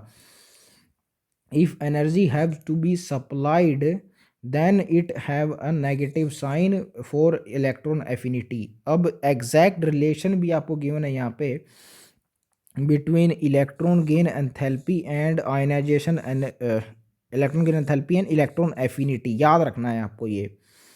Electron affinity is defined at आएगा यहाँ पे, एज नहीं आएगा, एट आएगा, absolute zero temperature, and therefore at any other temperature its value changes and heat capacities of the reactants and products have to be taken into account using this formula। तो ये formula definitely आपको याद होना चाहिए, इस पे based question आ सकता है। ये डिराइव होता है एक फॉर्मूला में जो कि थर्मोडाइनमिक्स में गिवन है। ये एक्चुअली होता है first law of thermodynamics, Q is equal to U plus W ये होता है फर्स्ट लॉ ऑफ थर्मोडायनेमिक्स, इससे डिराइव्ड है ये फॉर्मूला। डेल्टा एच यहाँ पे है electron gain enthalpy, and delta U है internal energy, and P delta V is work done. अब delta H at constant pressure, क्योंकि प्रेशर यहाँ पे कांस्टेंट है ना, वॉल्यूम वेरी कर रही है, कांस्टेंट प्रेशर पे डेल्टा एच को लिखा जाता है C P del T, C P del T लिखा जाता है, N C P del T, यानी सी पी होता है बेसिकली। एनर्जी की जगह यहाँ काम कर रही है इलेक्ट्रॉन एफिनिटी, तो इंटरनल एनर्जी की जगह आ जाएगी नेगेटिव ऑफ इलेक्ट्रॉन एफिनिटी, क्योंकि इसका साइन अपोजिट होता है इलेक्ट्रॉन गेन एंथैल्पी के। और यहाँ भी नेगेटिव साइन आएगा क्योंकि जस्ट अपोजिट होता है साइन बेसिकली, यहाँ पे नेगेटिव कॉमन लीजिए तो इन दोनों को ऐड भी कर सकते हैं आप। सी पी, यहाँ पे हम एटम्स की बात कर रहे हैं, मोनो एटमिक गैस की बात करेंगे, गैसीय स्टेट में उससे डाली जाती है या निकाला जाता है इलेक्ट्रॉन, इलेक्ट्रॉन गेन एंथैल्पी में। तो बेसिकली गैसियस एटम है, मोनो एटमिक की बात कर रहे हैं, एक सिंगल एटम के लिए होता है ये, और सिंगल एटम के लिए सी पी की वैल्यू होती है 5/2 R। तो यहाँ पे प्लेस कर दी हमने 5/2 R टी गामा, एक्चुअली या सी पी आर टी हम बोल रहे थे ना, डेल्टा एच को N C P del T होता है, तो इसी के इक्वल्स होगा ये भी, क्योंकि दोनों के डायमेंशन इनके सेम होने चाहिए। तो डेल्टा एच के इक्वल्स होगा N C P del T, और P delta V delta H के इक्वल्स होगा यहाँ पे। इंटरनल एनर्जी के इक्वल्स हमने रख दिया इलेक्ट्रॉन एफिनिटी को, और डायमेंशन क्योंकि सेम होने चाहिए दोनों साइड, और डेल्टा एच थर्मोडायनेमिक्स से हम जानते हैं होता है N C P del T, तो पी डेल्टा वी की जगह हमने लिख दिया N C P del T, and C P is 5/2 R for monoatomic gas, तो 5/2 RT हो गया यहाँ से। ऐसे डिराइव होती है थर्मोडायनेमिक्स से ये इक्वेशन। आप चाहें तो डायरेक्ट भी याद रख सकते हैं, डेरिवेशन को याद रखने की कोई ज़रूरत नहीं है। Delta is equals to minus of electron affinity minus 5/2 RT, ये फॉर्मूला याद ज़रूर रखना, आपको मैंने बता दिया कैसे ड्राइव होता है, क्वेश्चन पूछा जा सकता है इसके बेस पे, just on the basis of this formula. Pauling scale widely used होता है, पाउलिंग से आप याद रखते हैं पॉपुलर, मोस्ट पॉपुलर स्केल होता है ये इलेक्ट्रोनेगेटिविटी का। एक बार मैं देख लूँ पीछे सब कुछ कर लिया है या नहीं, हाँ सब कुछ हो चुका है। तो मोस्ट पॉपुलर और वाइडली यूज होता है Pauling scale. Pauling has assigned arbitrarily a value of 4 to fluorine, the element consider to have greatest ability to attract the electrons. तो मोस्ट इलेक्ट्रॉन नेगेटिव होता है फ्लोरीन, क्योंकि सबसे ज़्यादा एबिलिटी होती है इसमें इलेक्ट्रॉन्स को अट्रैक्ट करने की, नॉन मेटल्स का हिस्सा है ये। इसको वैल्यू दी है आर्बिटरीली पोलिंग ने 4 इलेक्ट्रोनेगेटिविटी की। आर्बिटरीली वैल्यू देने का मतलब है कि इसमें कोई लॉजिक नहीं लगाया है, पोलिंग ने कोई कंसेप्ट नहीं लगाया, उनकी मर्जी से जो वैल्यू उनके मन में आई वो दे दी उन्होंने। तो 4 की जगह 400 भी दे दे तो कोई पूछने वाला नहीं था उनसे, क्योंकि आर्बिटरीली दी है उन्होंने। सो कोई लॉजिक नहीं है इसमें कि 4 ही क्यों दी है। अब 4 दे दी है फ्लोरीन को, ये आपको याद रखना है। एफ से 4 होता है और एफ से फ्लोरीन, और 4 ही दी है वैल्यू, ये आपको याद रखनी है कि फ्लोरीन की 4 होती है। अब इसके अकॉर्डिंग फ्लोरीन की अगर 4 है तो अप्रोक्सीमेट वैल्यू दी जाती है दूसरे एलिमेंट्स को इस फ्लोरीन के आधार पे, क्योंकि मोस्ट इलेक्ट्रोनेगेटिव फ्लोरीन है, इसकी 4 है। इससे जो कम होते जाते हैं एलिमेंट्स, उनकी कितनी होगी उस रिएक्शंस के हिसाब से अप्रोक्सीमेट वैल्यू दी जाती है उनको इलेक्ट्रोनेगेटिविटी की। The electronegativity of any element is not constant, of course it must not remain constant. जैसे एक एलिमेंट डिफरेंट डिफरेंट कंपाउंड्स में दूसरे एलिमेंट से रिएक्ट करता जाता है, उसकी वैल्यू चेंज हो जाती है इलेक्ट्रोनेगेटिविटी की for that element. It varies depending on the element to which it is bound. अब अगर इसका एग्जाम्पल आप लें तो आप देख सकते हैं कि जब फ्लोरीन ऑक्सीजन के साथ कोई कंपाउंड बनाता है तो उसमें फ्लोरीन की ज़्यादा होती है इलेक्ट्रोनेगेटिविटी, ऑक्सीजन की कम होगी। अब ऑक्सीजन अगर हाइड्रोजन के साथ कंपाउंड बनाता है तो हाइड्रोजन से ज़्यादा होगी ऑक्सीजन की, तो वहाँ पे ज़्यादा हो गई, और फ्लोरीन के साथ जब रिएक्ट करता है तो वहाँ पे कम होगी। तो ऐसे बताया गया है कि वैरी करती रहती है depending on the compound, depending on the element to which is bound. It also provides a means of predicting the nature of force that holds a pair of atoms together। और इस force को बोला जाता है chemical bond. ये next chapter में पढ़ने वाले हैं। केमिकल बॉन्डिंग में इलेक्ट्रोनेगेटिविटी बताती है कि बॉन्ड कैसा होगा। वो अगर सेम इलेक्ट्रोनेगेटिविटी दो एलिमेंट की है और उनमें बॉन्ड बन रहा है तो वो कोवलेंट बॉन्ड कहलाएगा। और अगर बहुत डिफरेंट है इलेक्ट्रोनेगेटिविटी दो एलिमेंट्स की, अगर उनमें बॉन्ड बन रहा है तो आयनिक बॉन्ड बनेगा। ये ऐसे प्रिडिक्ट की जा सकती है इलेक्ट्रोनेगेटिव के हिसाब से कि कैसा बॉन्ड बन रहा है दो एलिमेंट्स के बीच में। Electronegativity generally increases across a period from left to right and decreases down the group. So it has the same trend as that of ionization enthalpy.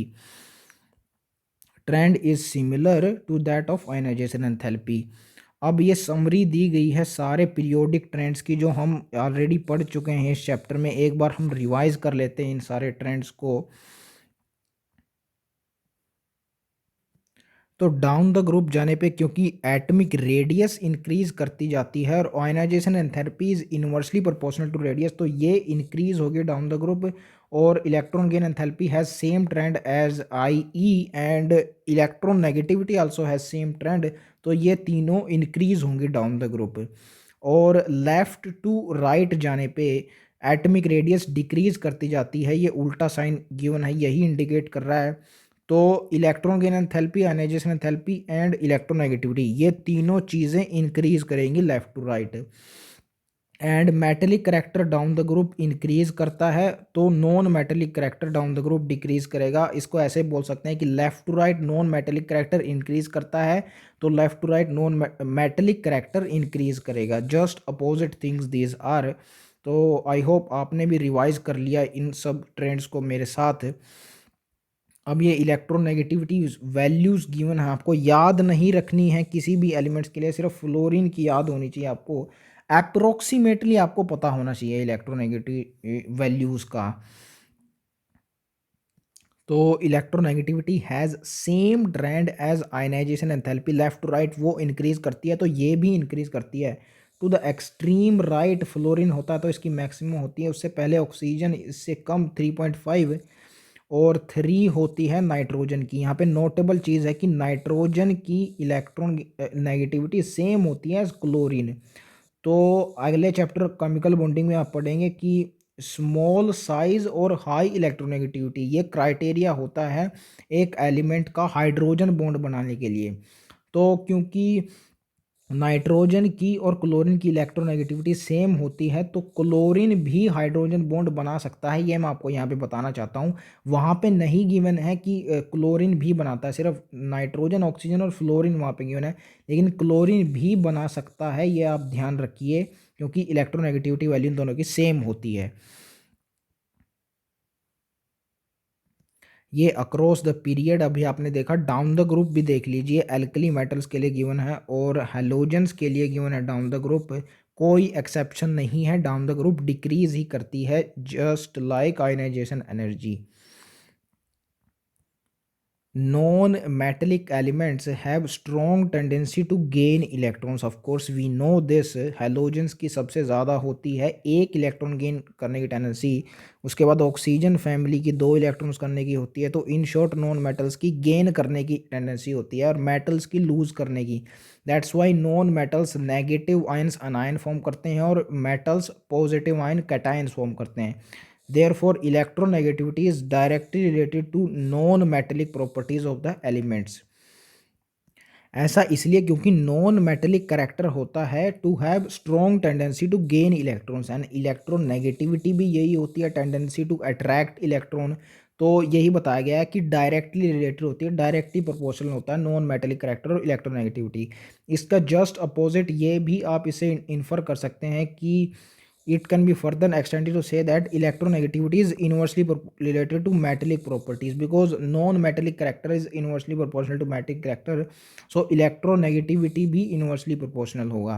वही आपको नीचे ट्रेंड्स दिए गए हैं यहाँ पे जो ऑलरेडी हम डिस्कस कर चुके हैं। पीरियोडिसिटी ऑफ वैलेंसी और ऑक्सीडेशन स्टेट, ये मोस्ट कैरेक्टरिस्टिक प्रॉपर्टी होती है एलिमेंट्स की, and it can be understood in terms of electronic configuration. Of course outer most orbitals में जो इलेक्ट्रॉन्स पाए जाते हैं उसी को तो आउटर इलेक्ट्रॉनिक कन्फिग्रेशन बोला जाता है, and उसी को फिर वैलेंसी बोला जाता है, आउटर मोस्ट इलेक्ट्रॉनिक कन्फिग्रेशन। तो यही इलेक्ट्रॉनिक कन्फिग्रेशन ही तो होती है ये outer most electronic configuration, and ये मोस्ट कैरेक्टरिस्टिक प्रॉपर्टी होती है किसी भी एलिमेंट के लिए।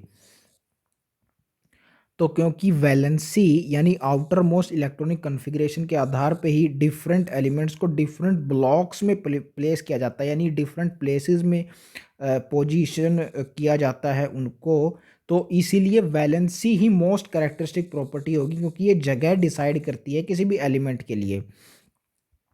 The valency of representative elements, representative means S and P block elements, is usually, though not necessarily, is equal to number of electrons in the outermost orbitals and or 8 minus the number of outermost electrons as shown below। तो या तो number of electrons होंगे outer most electrons में जितने, वो valency बोल सकते हैं, या 8 माइनस वो नंबर है। ये नीचे इस टेबल में इलस्ट्रेट किया गया है, तो यहाँ पे ज़्यादा आपको समझ में आएगा।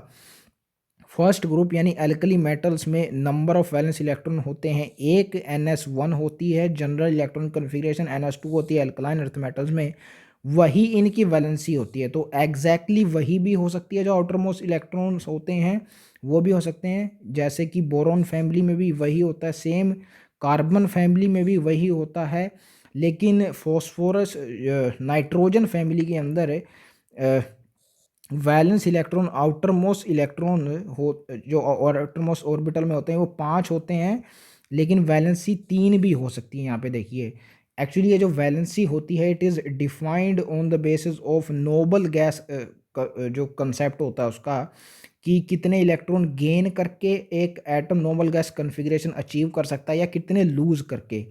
अब इन सब का तो कोई कन्फ्यूजन नहीं है, कार्बन फैमिली तक कोई कन्फ्यूजन नहीं है, एक इलेक्ट्रॉन लूज करना होता है एस ब्लॉक एल्कली मेटल्स को, और एल्कलाइन अर्थ मेटल्स को हाँ लूज करने होते हैं 2 इलेक्ट्रॉन्स, तभी तो पॉजिटिव आयंस फॉर्म करते हैं ये। और 3 इलेक्ट्रॉन्स यहाँ पे हैं जो इन्वॉल्व होते हैं बोरोन फैमिली के अंदर। तो इसमें बोरोन का अगर मैं एग्जांपल लूँ तो उसकी इलेक्ट्रॉनिक कन्फिग्रेशन होती है 1s2 2s2 2p1 है, तो अगर वो 3 इलेक्ट्रॉन लूज कर दे तो 1s2 कन्फिग्रेशन हो जाएगी विच इज़ नोबल गैस कन्फिग्रेशन। तो इवन बोरोन तक इलेक्ट्रॉन लूज करने की ही टेंडेंसी होती है, ये 3 जो दिखाया गया है वैलेंसी यहाँ पे लूज करने की टेंडेंसी शो करता है। कार्बन फैमिली तक आते आते बात मिडल में आ जाती है, एवरेज हो जाती है। 14 ग्रुप में ये 4 इलेक्ट्रॉन गेन भी कर सकते हैं, कार्बन 4 इलेक्ट्रॉन गेन करेगा तो अगेन नियोन की कन्फिग्रेशन हो जाएगी, 4 इलेक्ट्रॉन लूज करेगा तो हीलियम की कन्फिग्रेशन हो जाएगी, क्योंकि 6 होता है कार्बन, 6 में से 4 गए 2 और 6 + 4 10, तो दोनों काम हो सकते हैं इसमें। ये मिडल में ट्रांजिशन आ गया एक between non metals and metals. यहाँ से अब नॉन मेटल स्टार्ट होंगे, इनमें टेंडेंसी होगी इलेक्ट्रॉन्स को गेन करने की। अब 5 इलेक्ट्रॉन लूज करने हैं नाइट्रोजन फैमिली के अंदर है, और गेन करेगा सिर्फ 3 वो, तो गेन करना आसान है, 3 गेन कर लेगा तो नोबल गैस अचीव कर लेगा। और सल्फर फैमिली 2 गेन कर लेगा तो अचीव कर लेगा, और हलोजेंस तो एक ही गेन करते हैं तभी अचीव हो जाता है नोबल गैस कन्फिग्रेशन। तो ऐसे आपको बोला गया है, इसके हिसाब से आपको डिसाइड करना है कि एग्जैक्टली आउटर मोस्ट ऑर्बिटल्स में जितने इलेक्ट्रॉन होते हैं वो भी हो सकती है वैलेंसी, और 8 माइनस दैट नंबर भी हो सकती है वैलेंसी, जैसा कि इन ग्रुप्स में पाया जाता है विच इज़ आफ्टर जो carbon family and non metals mostly होते हैं इनमें। Nowadays the term oxidation state is frequently used for valency। तो ऑक्सीडेशन स्टेट भी वही होती है, ऑक्सीडेशन स्टेट पॉजिटिव या नेगेटिव हो सकती है किसी भी एलिमेंट की, डिपेंडिंग अपॉन वो एलिमेंट क्या है। मेटल्स की यूजुअली पॉजिटिव होती है और नॉन मेटल्स की नेगेटिव होती है। रीज़न आप जानते हैं, क्योंकि मेटल्स लूज करते हैं इलेक्ट्रॉन्स और नॉन मेटल्स गेन करते हैं। तो ऑक्सीडेशन स्टेट भी वही बात होती है, जितने आउटर मोस्ट उसके इलेक्ट्रॉन्स होंगे उसी के आधार पे देखा जाएगा ना वो कितने इलेक्ट्रॉन लूज करेगा या गेन करेगा स्टेबल स्टेट में आने के लिए। तो वैलेंसी ऑक्सीडेशन स्टेट ही हो गई। Consider the two oxygen containing compounds. अब एक ही एलिमेंट की दो दो ऑक्सीडेशन स्टेट्स हो सकती हैं डिपेंडिंग ऑन द कंपाउंड, वो यहाँ पे इलस्ट्रेट किया गया है। OF2 और Na2O। यहाँ पे ऑक्सीजन की एक में पॉजिटिव ऑक्सीडेशन स्टेट होगी, वैलेंसी पॉजिटिव वैलेंसी, और दूसरे में नेगेटिव होगी। ये आपको यहाँ पे दिखाया गया है। The order of electronegative of the three elements you know very well. Fluorine की सबसे ज़्यादा होती है, ऑक्सीजन की फिर उससे कम, और सोडियम की लीस्ट। इवन सोडियम तो इलेक्ट्रोपॉजिटिव होता है, इलेक्ट्रोनेगेटिविटी कहाँ से आ गई इसमें। तो जब इनमें कंपाउंड बनाया जाता है OF2 मॉलिक्यूल के अंदर 2s2p5 ये कन्फिग्रेशन होती है आउटर मोस्ट फ्लोरीन की, तो फ्लोरीन एक इलेक्ट्रॉन गेन करता है और -1 चार्ज आ जाता है इसके ऊपर। ऑक्सीजन जिसकी 2s2p4 होती है कन्फिग्रेशन, इस पे +2 आ जाता है, क्योंकि एक एक इलेक्ट्रॉन इसका निकाला है ना एक एक फ्लोरीन ने, तो इस पे 2 प्लस का चार्ज आ जाता है, तो +2 ऑक्सीडेशन स्टेट होगी OF2 मॉलिक्यूल के अंदर, क्योंकि इलेक्ट्रोनेगेटिविटी फ्लोरीन की ज़्यादा होगी तो इससे छीन लेगा, ऑक्सीजन से छीन लेगा fluorine in case of OF2 molecule. अब यहाँ पे उल्टा सीन हो जाता है, क्योंकि ऑक्सीजन की इलेक्ट्रोनेगेटिविटी ज़्यादा है सोडियम से, तो सोडियम से खींच लेगा इलेक्ट्रॉन। सोडियम तो इलेक्ट्रोपॉजिटिव होता है, वो देना ही चाहता है इलेक्ट्रॉन, तो यहाँ पे ऑक्सीजन की ऑक्सीडेशन स्टेट आ जाएगी -2। एक एक सोडियम से एक एक इलेक्ट्रॉन उसने ले लिया, एंड सोडियम ने क्योंकि एक इलेक्ट्रॉन लूज करा है तो उसकी ऑक्सीडेशन स्टेट हो जाएगी +1। Thus the oxidation state of an element in a particular compound can be defined as the charge acquired by its atom on the basis of electronegativity consideration from the other atoms in the molecule. So एक molecule में दूसरे atoms की electronegativity की considerations आपको लेनी पड़ती हैं oxidation state को डिफाइन करने के लिए। ये वैरी करती रहती है किसी भी एलिमेंट के लिए, ऐसा आपको यहाँ पे बताया गया है।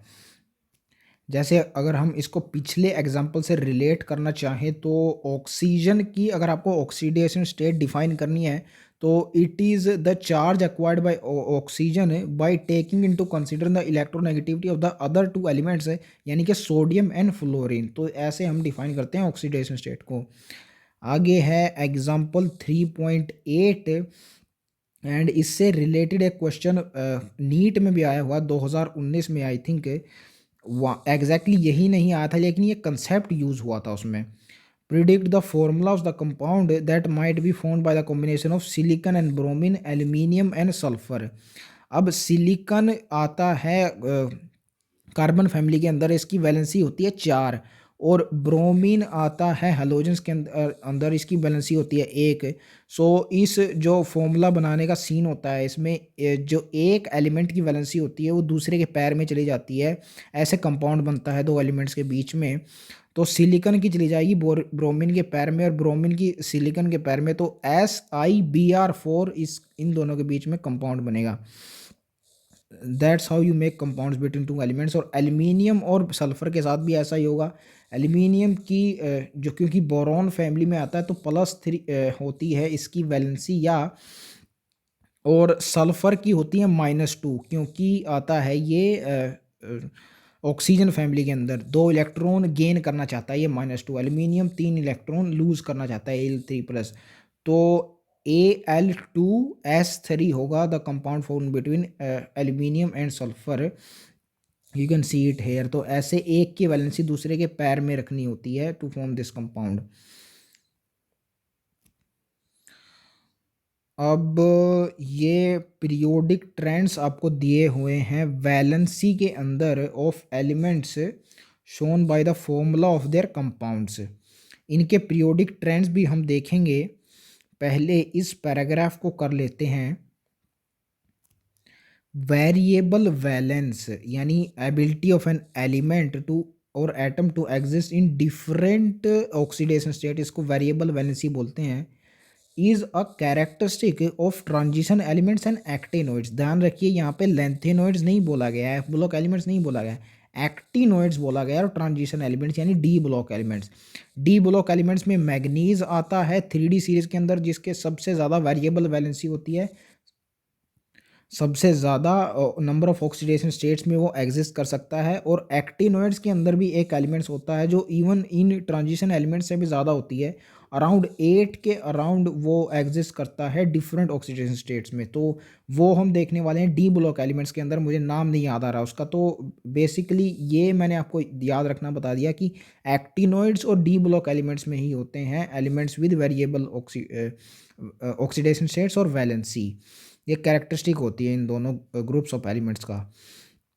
अब देख लेते हैं इन कंपाउंड्स में क्या पीरियोडिसिटी ट्रेंड आ रहा है। तो these are basically the compound formed by the combination of different elements. Hydride और ऑक्साइड्स के फॉर्मूला आपको यहाँ पे गिवन है। इसमें भी अगेन आपको सेम वो रूल यूज़ करना है टू फॉर्म द कंपाउंड। इसकी वैलेंसी उसके पैर में और उसकी वैलेंसी इसके पैर में। लिथियम की वैलेंसी एक होती है और हाइड्रोजन की भी एक, क्योंकि +1 में फॉर्म करता है। ये एक्चुअली यहाँ -1 में करेगा, क्योंकि as a non metal act करता है with metals hydrogen to form ionic compound. तो Li+ होगा, यहाँ पे H- होगा। दोनों की वैलेंसी एक एक है, इसलिए LiH कंपाउंड बन गया। ऐसे ही दूसरे एल्कली मेटल्स फॉर्म करेंगे। एल्कलाइन अर्थ मेटल्स की वैलेंसी +2 होती है, तो यहाँ पे -1 एक्ट करेगा हाइड्रोजन। तो +2 होती है कैल्शियम की, तो हाइड्रोजन के पैर में होगी, तो CaH2 हो गया इस कंपाउंड का फॉर्मूला। और हाइड्रोजन की क्योंकि एक होती है -1, तो कैल्शियम के साथ इसलिए एक आएगा, तो इसलिए शो नहीं किया गया यहाँ पे। वैसे ही बोरॉन फैमिली यहाँ पे दी गई है। 3 वैलेंसी होती है बोरॉन की और हाइड्रोजन की होती है एक। तो ये बेसिकली कंपाउंड बना है BH3। BH3 ट्वाइस बना है ये, इसी को आप लिख सकते हैं B2H6। तो BH3 ट्वाइस है ये। हमारा फॉर्मूला, हमारा जो रूल है बिल्कुल वैलिड हो रहा है यहाँ पे। बोरोन की 3 होती है वैलेंसी और हाइड्रोजन की एक, उससे ये BH3 बना है। वैसे ही एल्यूमिनियम हाइड्राइड बनता है यहाँ पे। बोरोन क्योंकि इलेक्ट्रॉन डेफिशिएंट होता है, इसलिए इसको डायमर फॉर्म करना पड़ता है to form a stable compound. Monomer की फॉर्म में एग्जिस्ट नहीं कर सकता, ये एल्यूमिनियम कर सकता है। एल्यूमिनियम हाइड्राइड इसलिए ElH3 होता है। ये हम पढ़ते भी हैं जब हम पी ब्लॉक पढ़ेंगे। यही 11th केमिस्ट्री के अंदर भी एस ब्लॉक के बाद जो आता है P block, 13 and 14 group elements boron family उसमें आती है। कार्बन फैमिली की बात की जाए तो कार्बन की वैलेंसी होती है 4 और हाइड्रोजन की एक, तो CH4 इसका कंपाउंड बनेगा इन दोनों के कॉम्बिनेशन से। उसी तरीके से अदर एलिमेंट्स इस ग्रुप के फॉर्म करते हैं हाइड्रोजन के साथ। नाइट्रोजन फैमिली के अंदर एलिमेंट्स की वैलेंसी 3 होती है, तो NH3, N यानी नॉन मेटल, जो कि नाइट्रोजन, फॉस्फोरस, आर्सेनिक, एंटीमनी कुछ भी हो सकता है, और 3 हाइड्रोजन ऐसे इन एलिमेंट्स के साथ हाइड्रोजन फॉर्म करता है हाइड्राइड। ऐसे इस कंपाउंड का फॉर्मूला होता है। और 16th ग्रुप ऑक्सीजन फैमिली के अंदर वैलेंसी होती है 2, 2- होगी, यानी कि अब यहाँ पे जो ये कंपाउंड फॉर्म हो रहा था, इवन कार्बन फैमिली तक मैंने आपको बताया था कि ये बीच का होता है, एवरेज होता है, एज ए ट्रांजिशन एक्ट करता है between metals and non metals. तो यहाँ पे +4 है, और इन हाइड्राइड्स में भी एज अ मेटल्स एक्ट कर रहे हैं ये सारे नॉन मेटल्स, और हाइड्रोजन पे नेगेटिव आती है, ऑक्सीडेशन स्टेट नेगेटिव होती है। यहाँ पे पॉजिटिव हो जाएगी, -3 चार्ज आएगा इन नाइट्रोजन फैमिली के एलिमेंट्स पर, और +3 would be contributed by each hydrogen atom. वैसा ही सीन यहाँ पे होगा। +1 हाइड्रोजन हाइड्रोजन पे चार्ज होगा और -2 होगा ऑक्सीजन पे टू फॉर्म दीज कंपाउंड्स, क्योंकि -2 ऑक्सीडेशन स्टेट होती है, वैलेंसी होती है सल्फर ऑक्सीजन फैमिली की। और वैसे ही यहाँ पे F-, Cl-, Br- और H- होगा और H+ होगा, क्योंकि वैलेंसी -1 होती है हेलोजन्स की। नोबल गैसेस की तो वही बैलेंस ही नहीं होती, स्टेबल कॉन्फ़िगरेशन होती है उनकी। अब ऑक्साइड का फॉर्मूला देख लेते हैं। -2 होती है वैलेंसी ऑक्सीजन की और लिथियम की +1, तो Li2O इसका फॉर्मूला बन गया। ऐसे ही दूसरे एल्कली मेटल्स का फॉर्मूला बनेगा। और दो दो होती है एल्कलाइन अर्थ मेटल और ऑक्सीजन की वैलेंसी, तो इसलिए इनमें कैंसल हो जाएगी वो Mg2O2, उसको एवरेज कर लीजिए, 2 से डिवाइड कर दिए तो MgO बचा। ऐसे बनते हैं compounds between oxygen and alkaline earth metals. Boron family में भी सेम कंसेप्ट लगेगा। यहाँ पे बोरोन के जो ग्रुप के जो एलिमेंट्स हैं बोरॉन फैमिली के, उनकी 3 होती है और ऑक्सीजन की 2, तो B2O3 इस फॉर्म में कंपाउंड्स बनाएंगी बोरॉन फैमिली। कार्बन फैमिली की यहाँ देखिए यहाँ इलेक्ट्रोनेगेटिविटी कंसीडरेशन आ गया पीछे। हाइड्रोजन के साथ हाइड्रोजन की क्योंकि कम इलेक्ट्रोनेगेटिविटी होती है कार्बन से, तो कार्बन उससे इलेक्ट्रॉन छीन लेता है, तो हाइड्रोजन में पॉजिटिव आ जाता है। ऑक्सीजन से नहीं छीन पाएगा भाई कार्बन इलेक्ट्रॉन, ऑक्सीजन की ज़्यादा होती है, तो यहाँ कार्बन से ऑक्सीजन छीनेगा और ऑक्सीजन पे नेगेटिव आएगा, कार्बन पे यहाँ पॉजिटिव आएगा। तो एज यहाँ पे -4 +4 आएगा यहाँ पे कार्बन के लिए, तो इस पे भी वही फॉर्मूला वैलिड होता है। C2O4 होना चाहिए कंपाउंड, तो उसको 2 से डिवाइड कर दिया तो CO2 बन जाएगा। ऐसे ही दूसरे एलिमेंट्स इस फैमिली के फॉर्म करते हैं compound with oxygen. Nitrogen family में 2 तरह की ऑक्सीडेशन स्टेट पाई जाती है, जैसा कि पीछे भी देखा, वैलेंसी 2 होती है इनकी, 3 और 5 की, तो +3 और +5 2 ऑक्सीडेशन स्टेट हो सकती हैं इनकी। यहाँ पे इंटरेस्टिंग देखने लायक बात ये है कि बोरोन +5 में ऑक्सीजन के साथ नहीं रिएक्ट कर रहा, ये इंटरेस्टिंग है। ये जो पी ब्लॉक एलिमेंट्स है क्लास 12 का, उसमें नाइट्रोजन फैमिली पढ़ते हैं, उसमें मेंशन्ड है ये स्पेसिफिकली लाइन कि bismuth only form 1 compound in +5 oxidation state, this is BiF5 and it forms in +5 oxidation state only with fluorine. ये स्पेसिफिकली मेंशन्ड है वहाँ पे लाइन, इसलिए मुझे याद है। सो सिर्फ BiF5 एज एग्जिस्ट करता है +5 ऑक्सीडेशन स्टेट में बिस्मथ का कंपाउंड, और कोई दूसरा कंपाउंड एग्जिस्ट नहीं करता, इसलिए मुझे याद है। तो ऑक्सीजन के साथ नहीं होगा इसका +5 ऑक्सीडेशन स्टेट में। बाकी इसके जो कंपाउंड है वो वैसे ही बनेंगे, +3 और +5 होगी नाइट्रोजन की, और ऑक्सीजन की एज ओबियस 2 वैलेंसी होगी। एंड सल्फर जो ऑक्सीजन फैमिली है उसके अंदर अगेन ऑक्सीजन की -2 और इन सब की इसमें हो जाएगी +6 हो गया एक्चुअली इनकी जो ऑक्सीडेशन स्टेट है इसमें, क्योंकि ऑक्सीजन के नीचे जो सल्फर आता है और उसके बाद के जो एलिमेंट्स हैं उनमें डी ऑर्बिटल भी एक्टिवेट हो जाते हैं जो कि ऑक्सीजन में नहीं पाए जाते, तो ये अपना ऑक्टेट एक्सपेंड कर सकते हैं। तो +6 पाई जाएगी सल्फर के अंदर। तो ये कंपाउंड कैसे बनेगा फिर, S2O6 ये कंपाउंड होना चाहिए, क्योंकि ऑक्सीजन की 2 होती है, सल्फर की 6, तो S2O6 को डिवाइड कीजिए 2 से, तो यू विल गेट SO3, ऐसे बनता है ये SO3। वैसे ही SeO3 और TeO3 बनेगा। ध्यान देने लायक बात है यहाँ पे पोलोनियम जो होता है इनका लास्ट एलिमेंट वो नहीं फॉर्म करता, क्योंकि पोलोनियम रेडियो एक्टिव होता है, उसकी प्रॉपर्टीज स्टडी नहीं करते हम। बाकी सब ऐसे कंपाउंड फॉर्म करते हैं इनमें। अब बात करते हैं हेलोजन फैमिली की। सो आप देख रहे हैं सिर्फ एक ही है क्लोरीन इनमें हेलोजन्स में, जो ऑक्सीजन के साथ +7 ऑक्सीडेशन स्टेट में फॉर्म कर रहा है एक ऑक्साइड, सिर्फ क्लोरीन है। इसका रीज़न इसी चैप्टर की थ्योरी में गिवन है आपको।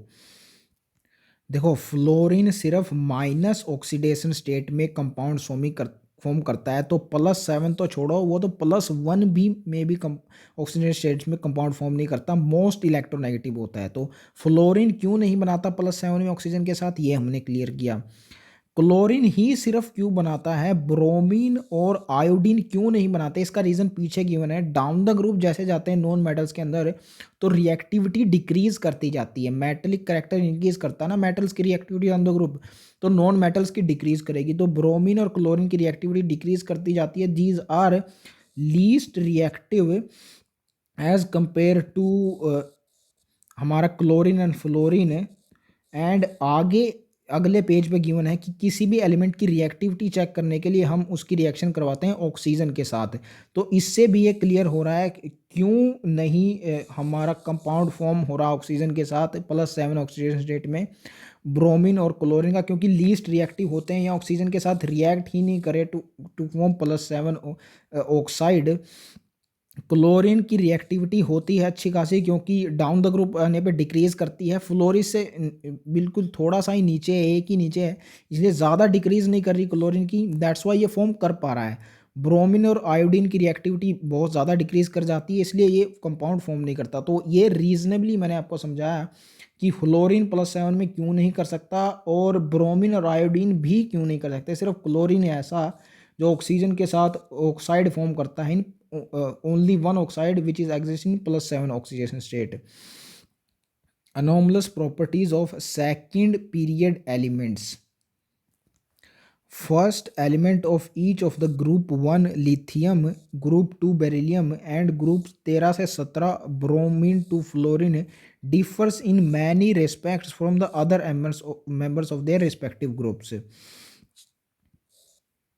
For example, lithium, unlike other alkali metals, and beryllium, unlike other alkaline earth metals, form compounds with pronounced covalent character. The other members of these groups predominantly form ionic compound. तो कौन सा ionic form करेगा और कौन सा covalent compound form करेगा, ये अगले चैप्टर में हम पढ़ते हैं। केमिकल बॉन्डिंग में वहाँ पे फजान्स रूल आता है इसके लिए। अभी के लिए सिर्फ आप इतना जानिए कि हमने आयनाइजेशन एनर्जी का ऑर्डर पढ़ लिया है। जैसे डाउन द ग्रुप जाते हैं हम, साइज इंक्रीज करता है और आयनाइजेशन एंथैल्पी डिक्रीज करती है, तो मैक्सिमम आयनाइजेशन एंथैल्पी होगी लिथियम और बेरिलियम की। इसका मतलब उनसे इलेक्ट्रॉन निकालना आसान नहीं है, यानी एक्सचेंज ऑफ इलेक्ट्रॉन्स नहीं हो सकता उनमें, जो कि रिक्वायर्ड होता है आयोनिक बॉन्ड फॉर्म करने के लिए। इलेक्ट्रॉन निकाल के कैटायंस उनसे नहीं बनाया जा सकता, सो सिर्फ शेयरिंग ऑफ इलेक्ट्रॉन करेंगे वो इलेक्ट्रॉन से। टोटली इलेक्ट्रॉन दे ले नहीं सकते, एक्चुअली देते ही हैं, वो दे नहीं सकते क्योंकि निकालना बहुत मुश्किल होता है। दैट्स वाई कोवलेंट करैक्टर होता है इसमें, कोवलेंट कंपाउंड्स फॉर्म करते हैं लिथियम और beryllium due to their very small size and high ionization enthalpy. In fact, the behavior of lithium and beryllium is more similar with the second element of the following group, that is magnesium and aluminium respectively. This sort of similarity is commonly referred to as diagonal relationship in periodic properties. तो ये होती है diagonal relationship. ये S block के अंदर और P block के अंदर जब इन दोनों एलिमेंट्स का जिक्र आएगा तो वहाँ भी हम पढ़ते हैं। इनकी प्रॉपर्टीज़ सिमिलर होती हैं, लिथियम की सिमिलर होती हैं मैग्नीशियम्स के, और बेरिलियम की सिमिलर होती हैं एल्युमिनियम से, क्योंकि साइज़ और रेडियस और इनकी जो चार्ज टू रेडियस रेशो, ये दोनों चीज़ें सिमिलर होती हैं। लिथियम का मैग्नीशियम के साथ साइज सिमिलर होता है और बेरिलियम का एल्युमिनियम के साथ charge to size ratio similar होता है, इसलिए इनकी प्रॉपर्टीज सिमिलर होती हैं। इसी को डायगोनल रिलेशनशिप बोला जाता है। डायगोनली एग्जिस्ट करते हैं ये दोनों। यहाँ लिथियम है, यहाँ होता है मैग्नीशियम, और यहाँ है बेरिलियम, तो यहाँ होगा एल्युमिनियम। डायगोनली एग्जिस्ट करते हैं, इसको बोलते हैं डायगोनल रिलेशनशिप। अब यहाँ पे रीजंस दिए गए हैं अनोमलस बिहेवियर के इन सेकंड पीरियड एलिमेंट्स जो होता है इनका। It is attributed to small size, large charge to radius ratio and high electronegativity of the elements. तो स्मॉल तो साइज होता ही है क्योंकि सेकंड पीरियड में आते हैं, काफ़ी ऊपर आते हैं ये। लार्ज होता है चार्ज टू रेडियस रेशियो, बहुत छोटी रेडियस होती है और सारा का सारा चार्ज उसी रेडियस पे कंसंट्रेटेड होता है, क्योंकि चार्ज तो सेम होता है इन सारे ग्रुप एलिमेंट्स के अंदर। जैसे अब एग्जांपल लीजिए एल्कली मेटल्स का, चार्ज तो +1 ही होगा सब पे जब एक इलेक्ट्रॉन निकाल दिया जाएगा, लेकिन रेडियस क्योंकि बहुत छोटी हो गई लिथियम की एज कम्पेयर टू सीजियम, अगर एग्जांपल ले आप, तो ये बोल रहा है charge to radius ratio. Radius क्योंकि बहुत छोटी हो गई तो ये जो रेशो है ये बहुत ज़्यादा हो जाएगा, तो इसीलिए चार्ज टू रेडियस रेशो बहुत ज़्यादा होता है इन एलिमेंट्स के लिए। लिथियम का एग्जांपल लेके मैंने आपको बताया। एंड हाई इलेक्ट्रोनेगेटिविटी होती है, of course it is for P block elements only, क्योंकि इलेक्ट्रो पॉजिटिव होते हैं एल्कली और एल्कलाइन अर्थ मेटल्स। तो In addition, first member of the group has only four valence orbitals, 2s and 2p. Of course, the highest principal quantum number for the second period is 2.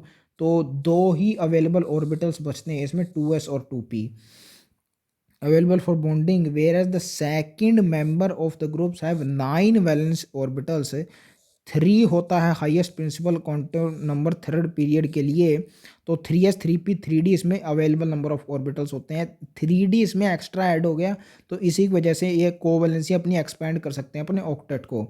As a consequence of this, maximum covalency of the first member of the each group is 4, क्योंकि 4 ही valence orbitals होते हैं उनमें, एक एक electron सब में.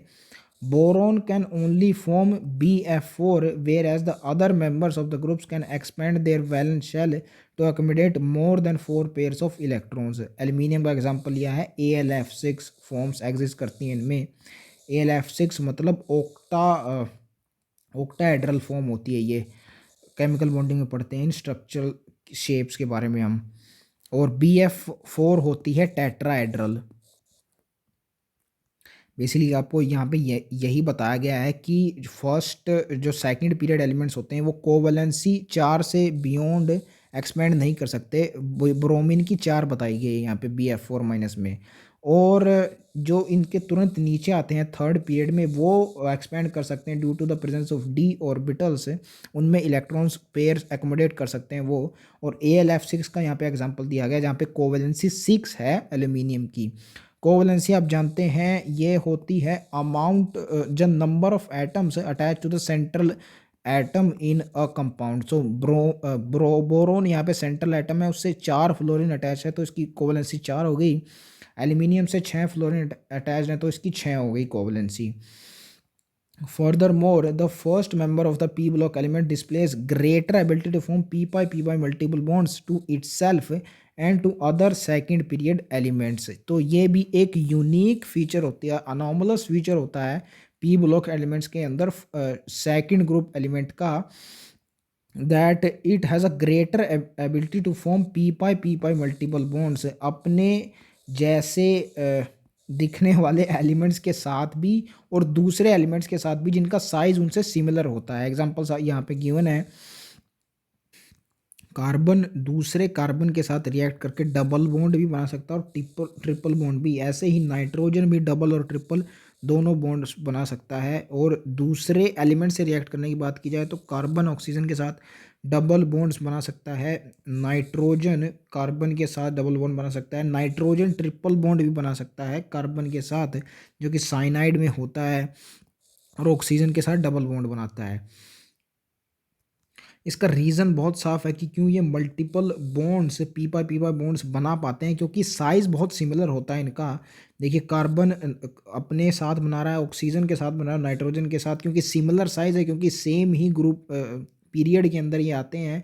And chemical bonding chapter में आप पढ़ते हैं कि साइज़ दो एटम्स का जितना सिमिलर होगा, जितना क्लोज होगा, उनमें उतना ही स्ट्रॉन्ग बॉन्ड बनेगा और मल्टीपल बॉन्ड बनाने की टेंडेंसी उतनी ज़्यादा होगी. तो ये रीज़न है as compare to the subsequent members of the same group. Subsequent members नहीं बना पाते ऐसे मल्टीपल बॉन्ड्स क्योंकि साइज बड़ा होता जाता है उनका.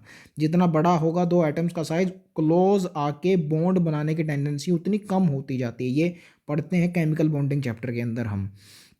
वैसे ऑब्वियस बात भी आपको समझ आएगी ही होगी. अब यहाँ पे मेटलिक रेडियस गिवन है कुछ मेटल्स की और आयनिक रेडियस गिवन है. यहाँ पे सिर्फ एक ही चीज़ आपको पता लगानी है कि जो कैटायन की रेडियस होती है as compare to the parent atom वो कम होती है, ऑलमोस्ट आधी हो जाती है, और एनायन की डबल हो जाती है, जो कि मैं ऑलरेडी कंसेप्ट आपको बता चुका हूँ. सिर्फ यही कंपेयर करना है इसमें. देखिए लिथियम की देख लिए 152 है तो ऑलमोस्ट हाफ होगी 76. सोडियम की भी मैंने आपको बताई थी. और बेरिलियम और मैग्नीशियम की उसी तरीके से देखिए इसमें आधी नहीं हो रही है, 111 है बेरिलियम की. और M+ की है एक्चुअली, ये M2+ होता तो इतनी हो जाती. एक्चुअली नहीं होती, इससे भी और कम हो जाती, क्योंकि Be2+ में एक और इलेक्ट्रॉन निकल गया तो 31 पिकोमीटर से भी और कम होगी उसकी. तो ये ट्रेंड एग्जैक्टली ऐसा नहीं है कि सब पे लागू होता है. आपको इन जनरल याद रखना है. जैसे मैग्नीशियम के देखें तो Mg प्लस का ऑलमोस्ट हाफ हो रहा है, 144 होता है इसका डबल, और 160 है इसकी एटमिक रेडियस, मेटेलिक रेडियस। तो वही एक जो जनरल रूल मैंने आपको बताया, सिर्फ वही आपको याद रखना है यहाँ पे। और एक जनरल ट्रेंड तो आप जानते हैं कि लेफ़्ट से राइट जाने पे along a period atomic radius हमारी डिक्रीज़ होती जाती है और आयोनाइजेशन एनर्जी इंक्रीज़ होती जाती है। यहाँ पे कोई एक्सेप्शन नहीं है इसका, आप देख सकते हैं सब में लेफ़्ट राइट जाने पे डिक्रीज़ ही हो रही है हमारी मेटेलिक रेडियस। सारा कुछ इस पेज का आई थिंक हमने कंप्लीट कर लिया है। अब एग्जांपल 3.9 पे आ जाते हैं। इसके बाद सिर्फ एक और एग्जांपल है 3.10, इसमें एग्जांपल्स ख़त्म हो रहे हैं चैप्टर के। Are the oxidation state and covalency of aluminium in this compound same, आपको निकाल के बतानी है ऑक्सीडेशन स्टेट और कोवैलेंसी। तो कोवैलेंसी तो सीधे देख लीजिए, it is the number of atoms bonded to the central atom in a compound. Aluminium है, इसमें सेंट्रल एटम है, क्लोरीन एक और 5 वाटर मॉलिक्यूल इससे जुड़े हैं, तो 6 होगी इसकी कोवलेंसी। सीधे सीधे यहाँ से पता लगा लिया हमने। अब ऑक्सीडेशन स्टेट लगाने का ये तरीका होता है, रेडॉक्स रिएक्शन में हम इसको सीखते हैं। मैंने रेडॉक्स रिएक्शन अभी तक नहीं पढ़ाया है, लेकिन 2018 में आई थिंक केमिस्ट्री के पेपर में ऑलमोस्ट लास्ट क्वेश्चन था, तो हमें मैंने सिखाया आपको ये निकालना कि ऑक्सीडेशन स्टेट एक एलिमेंट की एक कंपाउंड में कैसे निकाली जाती है। एंड लिटरली हमने पीछे भी तो देखा भी ऑक्सीडेशन स्टेट की डेफिनेशन, वहाँ पे भी तो क्लियरली गिवन है कि किसी भी एलिमेंट की ऑक्सीडेशन स्टेट किसी भी कंपाउंड में दूसरे एलिमेंट से इलेक्ट्रोनेगेटिविटी की कंसीडरेशंस लेके तैयार की जाती है, वैसे डिटरमाइन की जाती है। तो क्लोरीन की वैलेंसी होगी -1 इन जनरल ऑक्सीडेशन स्टेट होती है इसकी, और वाटर एक न्यूट्रल मॉलिक्यूल है तो इसकी होगी 0। तो एक्स मान ली हमने एल्यूमिनियम की, और -1 क्लोरीन की, 5 इंटू 0 होती है क्योंकि वाटर 5 मोलिक्यूल है, तो इट इज़ इक्वल टू +2। इस टोटल कंपाउंड के ऊपर +2 चार्ज है, इसलिए इक्वल टू +2 रख दिया। अब इस -1 को वहाँ ले जाइए तो +3x इज इक्वल टू आपके पास आ जाएगा +3। ये होगी ऑक्सीडेशन स्टेट एल्यूमिनियम की इस कंपाउंड के अंदर। तो या ये दोनों बिल्कुल डिफरेंट हैं, सेम नहीं है oxidation state and covalency in this compound of aluminium. Periodic trends and chemical reactivity, all chemical and physical properties are a manifestation of the electronic configuration of the elements। तो जैसे जैसे electronic configuration change करती है, element का nature ही change होता जाता है। तो नेचर अगर चेंज हो गया तो फिजिकल और केमिकल प्रॉपर्टीज़ भी चेंज होंगी। जैसे NS1 and NS2 electronic configuration होती है outer EC S block elements की, उनका कुछ केमिकल नेचर और कुछ फिजिकल प्रॉपर्टीज़ होती हैं। और पी ब्लॉक एलिमेंट्स में NS2 NP126 होती है, इलेक्ट्रॉनिक कन्फिग्रेशन चेंज होगी तो मेटल्स नॉन मेटल्स में कन्वर्ट हो गए, तो एलिमेंट का पूरा नेचर बदल जा रहा है इलेक्ट्रॉनिक कन्फिग्रेशन के बदलने से। सो केमिकल और फिजिकल प्रॉपर्टीज़ तो डेफिनेटली बदलेंगी ही, वही यहाँ पे बोला गया आपको। बाकी जितना भी इसमें पैराग्राफ्स में दिया गया है और कुछ आप पढ़ सकते हैं, हम ऑलरेडी कवर कर चुके हैं इस चैप्टर में। I can assure you that chemical reactivity at the extreme left among the alkali metals is exhibited by the loss of an electron leading to the formation of a cation, and extreme right among halogens by the gain of electron and resulting in the formation of an anion. This property can be related with reducing and oxidizing behavior। अब ये दोनों चीज़ें आप redox reaction chapter में पढ़ने वाले हैं। Oxidising और रिड्यूसिंग बिहेवियर क्या होता है? रिड्यूसिंग एजेंट वो होता है जो रिडक्शन करवाता है, और ऑक्सीडेशन एजेंट वो जो ऑक्सीडेशन करवाता है। तो क्योंकि इलेक्ट्रॉन गेन कर रहे हैं हैलोजन, इसलिए वो ऑक्सीडाइजिंग एजेंट होंगे, और इलेक्ट्रॉन्स लूज़ करते हैं मेटल, इसलिए वो रिड्यूसिंग एजेंट होते हैं। आपको अगर नहीं समझ में आ रहा है तो रेडॉक्स रिएक्शन चैप्टर पढ़िए, वहाँ से आपको समझ में आ जाएगा। मैं करवाने ही वाला हूँ इसको। बेसिकली जो इलेक्ट्रॉन्स लूज़ करता है वो रिड्यूसिंग एजेंट होता है, जो गेन करता है वो ऑक्सीडाइजिंग एजेंट होता है। तो इसीलिए ही, क्योंकि हेलोजेंस इलेक्ट्रॉन्स गेन करते हैं इसलिए उनका ऑक्सीडाइजिंग बिहेवियर है, और एल्कली और अल्कलाइन अर्थ मेटल्स क्योंकि लूज़ करते हैं इसलिए उनका रिड्यूसिंग बिहेवियर है। सिर्फ इतना यहाँ पे बताया गया है। chemical reactivity of an element can be best shown by its reaction with oxygen and halogens। तो इसका तो मैंने यूज़ ही कर लिया था, पीछे बताया था आपको। क्लोरीन की रिएक्शन होती है ऑक्सीजन से और +7 स्टेट में ऑक्साइड बनता है। तो it shows that chlorine is highly reactive. So किसी भी एलिमेंट की रिएक्टिविटी चेक करने के लिए ऑक्सीजन के साथ रिएक्शन करवाई जाती है। ऐसे ही हलोजेंस के साथ भी करवाई जाती है, because halogens are also oxidizing agents like oxygen। Non metals in general oxidizing agent होते हैं, metals in general reducing agents होते हैं। तो ऑक्सीडेशन क्योंकि ये करवा देते हैं ना, oxidation serves as best criteria for chemical reactivity of an element.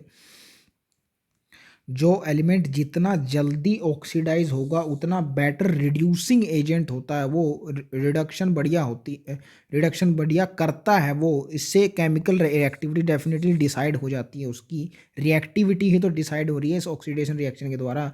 तो ऐसे ऑक्सीजन और हेलोजन का हेल्प से आप डिसाइड कर सकते हैं chemical reactivity of any element. Oxygen और हेलोजेंस होते हैं ऑक्सीडेशन के लिए। ये आप याद रखिए कि सिर्फ इन्हीं दो ग्रुप ऑफ एलिमेंट्स का यूज़ किया जाता है केमिकल रिएक्टिविटी चेक करने के लिए। रीज़न मैंने आपको बता दिया, ऑक्सीडेशन। एयर में भी यूजुअली ऑक्सीडेशन होती है, एयर भी oxidizing agent as a use किया जाता है, क्योंकि ऑक्सीजन पाई जाती है ना 21% एयर में। नंबर आपको याद नहीं रखना है, आप इतना याद रखिए कि एयर में ऑक्सीजन भरपूर मात्रा में होती है, इसलिए oxidizing agent as a act करती है एयर। और एयर को भी यूज़ किया जा सकता है केमिकल रिएक्टिविटी को जांचने के लिए। एक्चुअली पहले जब साइंटिस्ट ने पता लगाया होगा कि केमिकल रिएक्टिविटी किसी एलिमेंट की कैसे डिटरमाइन की जा सकती है, तो एयर से ही उन्होंने लगाया होगा। और बाद में उन्हें पता लगाया होगा कि ऑक्सीजन पाई जाती है एयर में जो कि ऑक्सीडाइज करती है। तो पहले पहल एयर से ही डिसाइड होती होगी केमिकल रिएक्टिविटी। अब क्योंकि उनको पता लग गया था कि ऑक्सीडेशन ही वो प्रोसेस है जिससे डिसाइड होती है केमिकल रिएक्टिविटी। और ये भी बाद में पता चल गया कि ऑक्सीजन और हेलोजेंस होते हैं ऑक्सीडाइजिंग एजेंट, इसलिए इनके नाम बाद में आए हैं, एयर पहले आता है। The normal oxide formed by the element on extreme left is most basic. अब ये भी एक जनरल प्रॉपर्टी होती है कि the oxides formed by metal on the extreme left, these are basic oxide। metals form basic oxide, non metals form acidic oxides। ये characteristic होती है मेटल और नॉन मेटल्स की। जैसे सोडियम ऑक्साइड है, ये मोस्ट बेसिक ऑक्साइड होगा। Whereas that formed by the element on the extreme right is the most acidic। Example Cl2O7 है, +7 ऑक्सीडेशन स्टेट होती है इसमें क्लोरीन की। एंड मैंने अभी आपको बताया कि non metals forms most acidic oxides with oxygen. Metals basic he oxides क्यों फॉर्म करते हैं और नॉन मेटल्स एसिडिक ही क्यों, ये नीचे आपको देखने को मिलेगा, एग्जांपल के थ्रू एक्सप्लेन किया गया है। Oxides of the elements in the middle और centre of the periodic table are amphoteric. तो एज ऑब्वियस बेसिक होते हैं ऑन द लेफ्ट एक्सट्रीम, बीच में होंगे एम्फोटेरिक जो जोनों का कैरेक्टर लिए हुए होंगे, और एक्सट्रीम राइट पे होंगे एसिडिक। तो ट्रांजिशन होता है ये from basic to acidic. Al2O3 and AS2O3 इनको याद रखना आसान है। वैसे अगर आप यहाँ ना भी याद रखें तो जब हम पी ब्लॉक एलिमेंट्स पढ़ेंगे क्लास 11 केमिस्ट्री में ही आता है वो। आर्सेनिक एक्चुअली आता है क्लास 12 केमिस्ट्री में। बेसिकली जितने भी ऑक्साइड्स हैं उनका नेचर क्या है, एसिडिक होते हैं, बेसिक होते हैं, या फिर एम्फोटेरिक होते हैं। एक्चुअली बेसिक तो सिर्फ मेटल के ऑक्साइड है, सारे के सारे बेसिक होते हैं। पी ब्लॉक एलिमेंट्स में ही ये कन्फ्यूजन आती है कि कौन से एम्फोटेरिक होते हैं और कौन से एसिडिक होते हैं। इवन बेसिक भी पाए जाते हैं पी ब्लॉक के अंदर, तो वहाँ कन्फ्यूजन है बहुत सारी। इन शॉर्ट मैं आपको ये बताना चाहता हूँ, मैं ये करवाने वाला हूँ। जब डिटेल में पढ़ेंगे तो आपको एक एक एलिमेंट याद हो जाएगा कि कौन सा एम्फोटेरिक फॉर्म करता है ऑक्साइड और कौन सा बेसिक फॉर्म करता है और कौन सा एसिडिक फॉर्म करता है। एग्जैक्टली याद हो जाना आपको। तो यहाँ पे आप याद कर सकते हैं चाहे तो Al2O3 और AS2O3, ए से स्टार्ट हो रहे हैं इसलिए एम्फोटेरिक होते हैं। एम्फोटेरिक भी ए से स्टार्ट हो रहा है, ऐसे लर्न कर सकते हैं आप यहाँ पे। वैसे इन जनरल आप लर्न करने वाले ही हैं इनको। तीसरा न्यूट्रल भी होते हैं कुछ ऑक्साइड। एम्फोटेरिक वो होते हैं जो एसिडिक और बेसिक दोनों ऑक्साइड्स की प्रॉपर्टी शो करते हैं, और न्यूट्रल ऑक्साइड वो होते हैं जो दोनों में से किसी की शो नहीं करते। सिर्फ 3 ही ऑक्साइड्स न्यूट्रल ऑक्साइड आपको याद करने हैं पूरी केमिस्ट्री के अंदर। Carbon monoxide, nitrogen monoxide and N2O nitrous oxide, सिर्फ ये 3 होते हैं। इनके अलावा वाटर भी एक न्यूट्रल ऑक्साइड होता है। वाटर न्यूट्रल होता है क्योंकि ये सबको पता है, ऑब्वियस बात है, इसलिए याद करने लायक सिर्फ ये 3 ही बचे। CONO and N2O neutral oxide सिर्फ 3 ही होते हैं पूरी पीरियोडिक टेबल में, याद रखनी है अपने को। Amphoteric oxides behaves as acidic with bases and basic with acids, whereas neutral oxides have no acidic or basic properties। ये मैंने आपको ऑलरेडी बता दिया। अब है example 3.10, the last example of this chapter. Show by chemical reaction with water that N2O is a basic oxide and Cl2O7 is a acidic oxide। ये दोनों example दिए हुए हैं थ्योरी में। अब रिएक्शन विद वाटर से पता चलता है कि कौन सा बेसिक ऑक्साइड है, कौन सा एसिडिक ऑक्साइड है। Basic oxide with water forms a strong base. तो जो ऑक्साइड वाटर के साथ स्ट्रॉन्ग बेस फॉर्म करता है वो बेसिक होता है, जो ऑक्साइड वाटर के साथ स्ट्रॉन्ग एसिड फॉर्म करता है वो एसिडिक होता है। तो बहुत सिंपल क्राइटेरिया है। सोडियम ऑक्साइड फॉर्म करता है वाटर के साथ, sodium hydroxide is a very strong base. ये इक्विलिब्रियम चैप्टर में आपको पता लगेगा कितना स्ट्रॉन्ग बेस है, जहाँ पे बेसिसिटी कंपेयर की जाती है डिफरेंट बेसिस की, एसिडिटी भी वहाँ पे कंपेयर होती है। इसके अलावा Cl2O7 वाटर के साथ रिएक्ट करके पर क्लोरिक एसिड फॉर्म करता है, एंड ये +7 ऑक्सीडेशन स्टेट में है क्लोरीन की। एंड ये डी ब्लॉक एलिमेंट्स में एक कंसेप्ट गिवन है कि जितनी ज़्यादा ऑक्सीडेशन स्टेट होती है एक नॉन मेटल की एक एसिड में, उतना ज़्यादा एसिडिक होता है वो ऑक्साइड। तो +7 the highest possible oxidation state of chlorine is shown here. तो it is most acidic, is strongest acidic. अब इसको पर क्लोरिक एसिड बोला गया है, ये मुझे खुद से नहीं पता, ये एनसीईआरटी में गिवन है। क्लास 12 बाय केमिस्ट्री में जो पी ब्लॉक चैप्टर आता है उसमें हेलोजन फैमिली में आते हैं ये। HClO इस ऑक्साइड को, क्लोरीन के ऑक्साइड को हाइपोक्लोरस बोला जाता है। HClO2 को क्लोरस क्लोरिक बोला जाता है, HClO3 को, और पर क्लोरिक बोला जाता है HClO4 को, जो कि यहाँ पे बना है। तो ऐसे ये सारे के सारे आपको लर्न करने हैं, वहाँ पे गिवन है, टेबल गिवन है पर्टिकुलर इसके लिए। हाइपो वर्ड मैं आपको ऑलरेडी एक्सप्लेन कर चुका हूँ सीलेंट ट्राटा के अंदर, बायोलॉजी के अंदर है। हाइपो वर्ड का मतलब होता है ऊपर, तो जो क्लोरस से ऊपर होगा उसको हाइपोक्लोरस बोलेंगे। ऊपर बेसिकली मीन्स उसकी ऑक्सीडेशन स्टेट कम होती है। यहाँ पे देखिए ऑक्सीजन पे -2 आएगा और हाइड्रोजन पे बेसिकली +1 आता है, तो यहाँ पे -1 आ जाएगा क्लोरीन पे, सॉरी +1 आ जाएगा यहाँ पे, नीचे आएगा +3, फिर +5 एंड देन +7। ऐसे ओड नंबर्स में वेरी करती है इनकी ऑक्सीडेशन स्टेट, ये भी आपको याद करना होता है वहाँ पे। तो हाइपो मीन्स नीचे, तो क्लोरस से नीचे जिसकी ऑक्सीडेशन स्टेट होगी, क्लोरस में 3 होती है, उसको बोलेंगे हाइपोक्लोरस। तो हाइपोक्लोरस में +1 होती है क्लोरीन की। उसके बाद क्लोरिक होता है, ये अस लगाया जाता है लोअर ऑक्सीडेशन स्टेट के कंपाउंड में, और इक लगाया जाता है हाइयर के ऑक्सीडेशन स्टेट के कंपाउंड में। इस अस को आप लेस वर्ड से याद रख सकते हैं कि जिसमें लेस होती है ऑक्सीडेशन स्टेट उसमें अस आ जाता है, और इक आता है उसमें जिसमें ज़्यादा होती है। तो +5 HClO3 में है तो इसको क्लोरिक बोलेंगे, +3 कम है +5 से, इसको क्लोरस बोलेंगे। और पर क्लोरिक बोलेंगे इस HClO4 को, क्योंकि इसमें एक ऑक्सीजन ऐड होता है। आप जानते हैं एक ऑक्साइड होता है, एक पर ऑक्साइड होता है, पर ऑक्साइड में एक ऑक्सीजन ज़्यादा होता है, इसलिए पर आ गया वहाँ पे। तो यहाँ पे पर आया तो इसमें एक ऑक्सीजन ज़्यादा होगा, HClO3 से HClO और हो जाएगा पर क्लोरिक एसिड। एक और छोटी सी चीज़ गिवन है लास्ट में, the basic and acidic nature can be qualitatively, quantitatively नहीं, क्वांटिटी तो यहाँ से रिएक्शन से पता लगाई जाती है, रिएक्शन करके कि कितना एसिडिक और बेसिक कंटेंट है, वाटर के साथ रिएक्शन करके पता लगाया जाता है। क्वालिटेटिवली अगर आपको पता लगाना हो तो लिटमस पेपर से टेस्ट करते हैं, ये आपने बचपन से पढ़ा होगा कि एसिड्स टर्न करते हैं ब्लू लिटमस पेपर को रेड में, और बेसिस टर्न करते हैं रेड लिटमस पेपर्स को ब्लू में। तो ये कलर्स आप याद ना रखें तो भी चलेगा, लिटमस पेपर ज़रूर याद रखिए, यूज़ किया जाता है क्वालिटेटिवली टेस्ट करने के लिए। कलर से पहचानने को क्वालिटेटिवली टेस्ट बोलते हैं।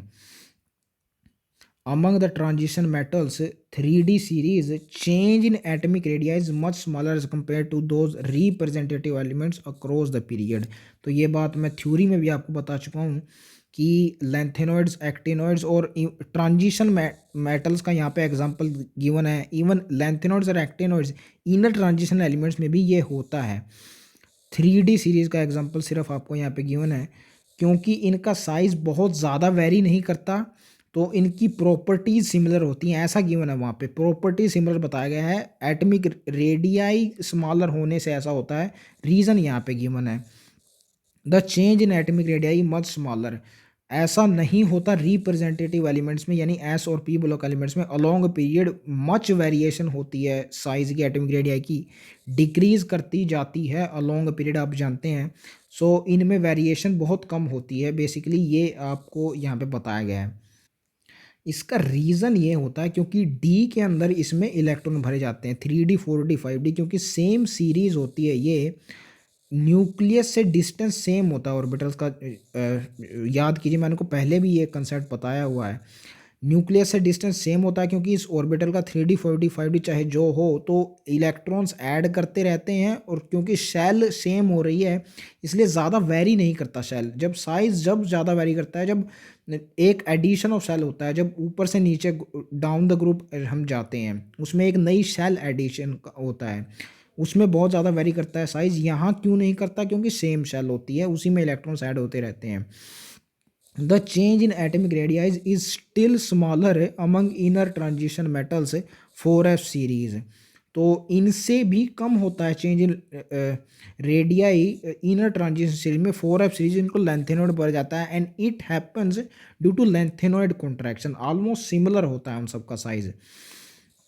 Ionization enthalpies are intermediate between those of S and P blocks, again it is due to the reason, तभी तो इनको ट्रांजिशन एलिमेंट्स बोला जाता है।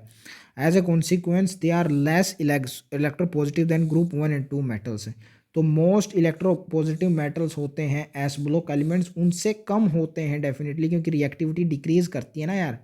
जब लेफ़्ट टू राइट जाते हैं तो लेफ़्ट में, एक्सट्रीम लेफ़्ट में रिएक्टिविटी मैक्सिमम, बीच में मिनिमम होती है, और फिर जा हेलोजेंस तक फिर मैक्सिमम हो जाती है, पढ़ चुके हैं हम।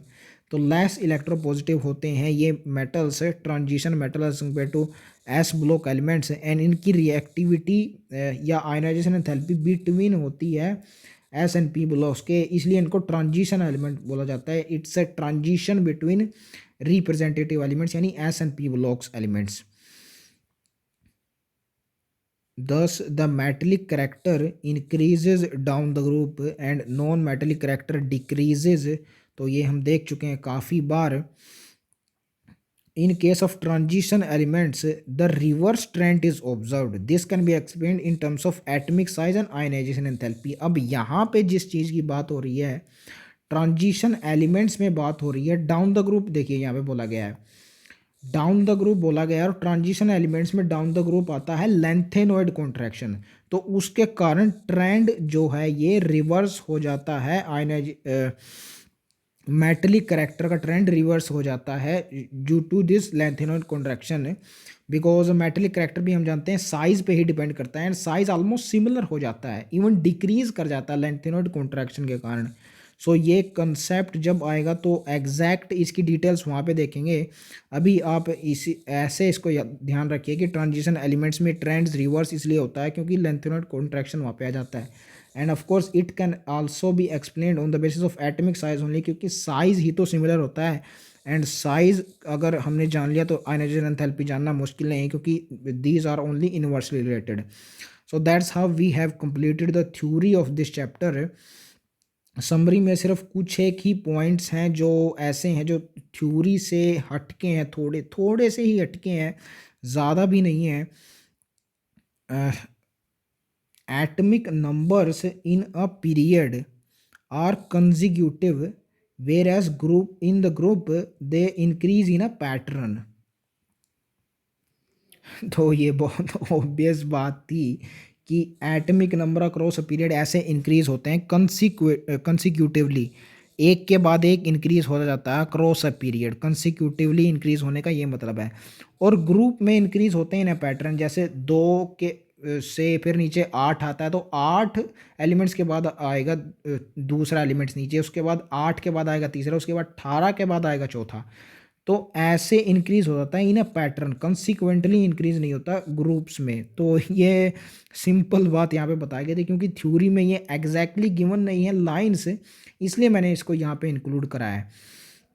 वैसे आप ऑब्वियस सी बात है, हम जानते ही ये, अगर ना भी पता बताया होता है इस समरी के अंदर, non metals which are located the top of the periodic table. अब वहाँ पे थ्योरी के अंदर ये गिवन है कि राइट हैंड साइड पे होते हैं नॉन मेटल्स, और यहाँ पे टॉप पे गिवन है पीरियोडिक टेबल के नॉन मेटल्स। तो इसको कैसे याद रखेंगे आप? सो नीट में अगर आपको क्रैक करना है, नीट अच्छी रैंक लानी है, आपको टॉप की रैंक लानी है, तो राइट प्रिपरेशन स्ट्रेटजी होनी चाहिए आपकी।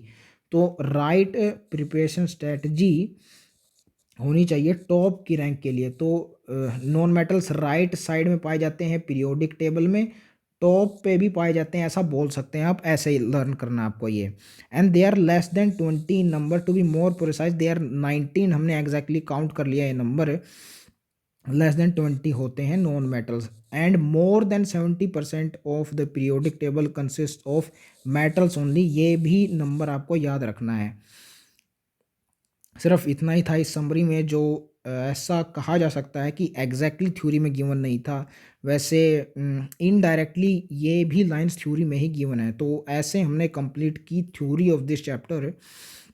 एक्सरसाइज आपको नहीं करनी है, ये मैं जब पहला चैप्टर किया था some basic concept of chemistry, वहाँ भी बता चुका हूँ कि एक्सरसाइज में जो क्वेश्चन के आंसर एनसीईआरटी ने नहीं दिए हैं, पिछले 4-5 सालों का ट्रेंड ये रहा है कि एनटीए वहाँ से क्वेश्चन नहीं पूछता है, जो ऑफिशियली एनसीईआरटी आंसर्स कंफर्म नहीं करता है उनको एनटीए नहीं पूछता है। तो इसलिए हम भी उन एक्सरसाइज के क्वेश्चंस को नहीं करेंगे जिनके आंसर्स एनसीईआरटी ने नहीं गिवन है।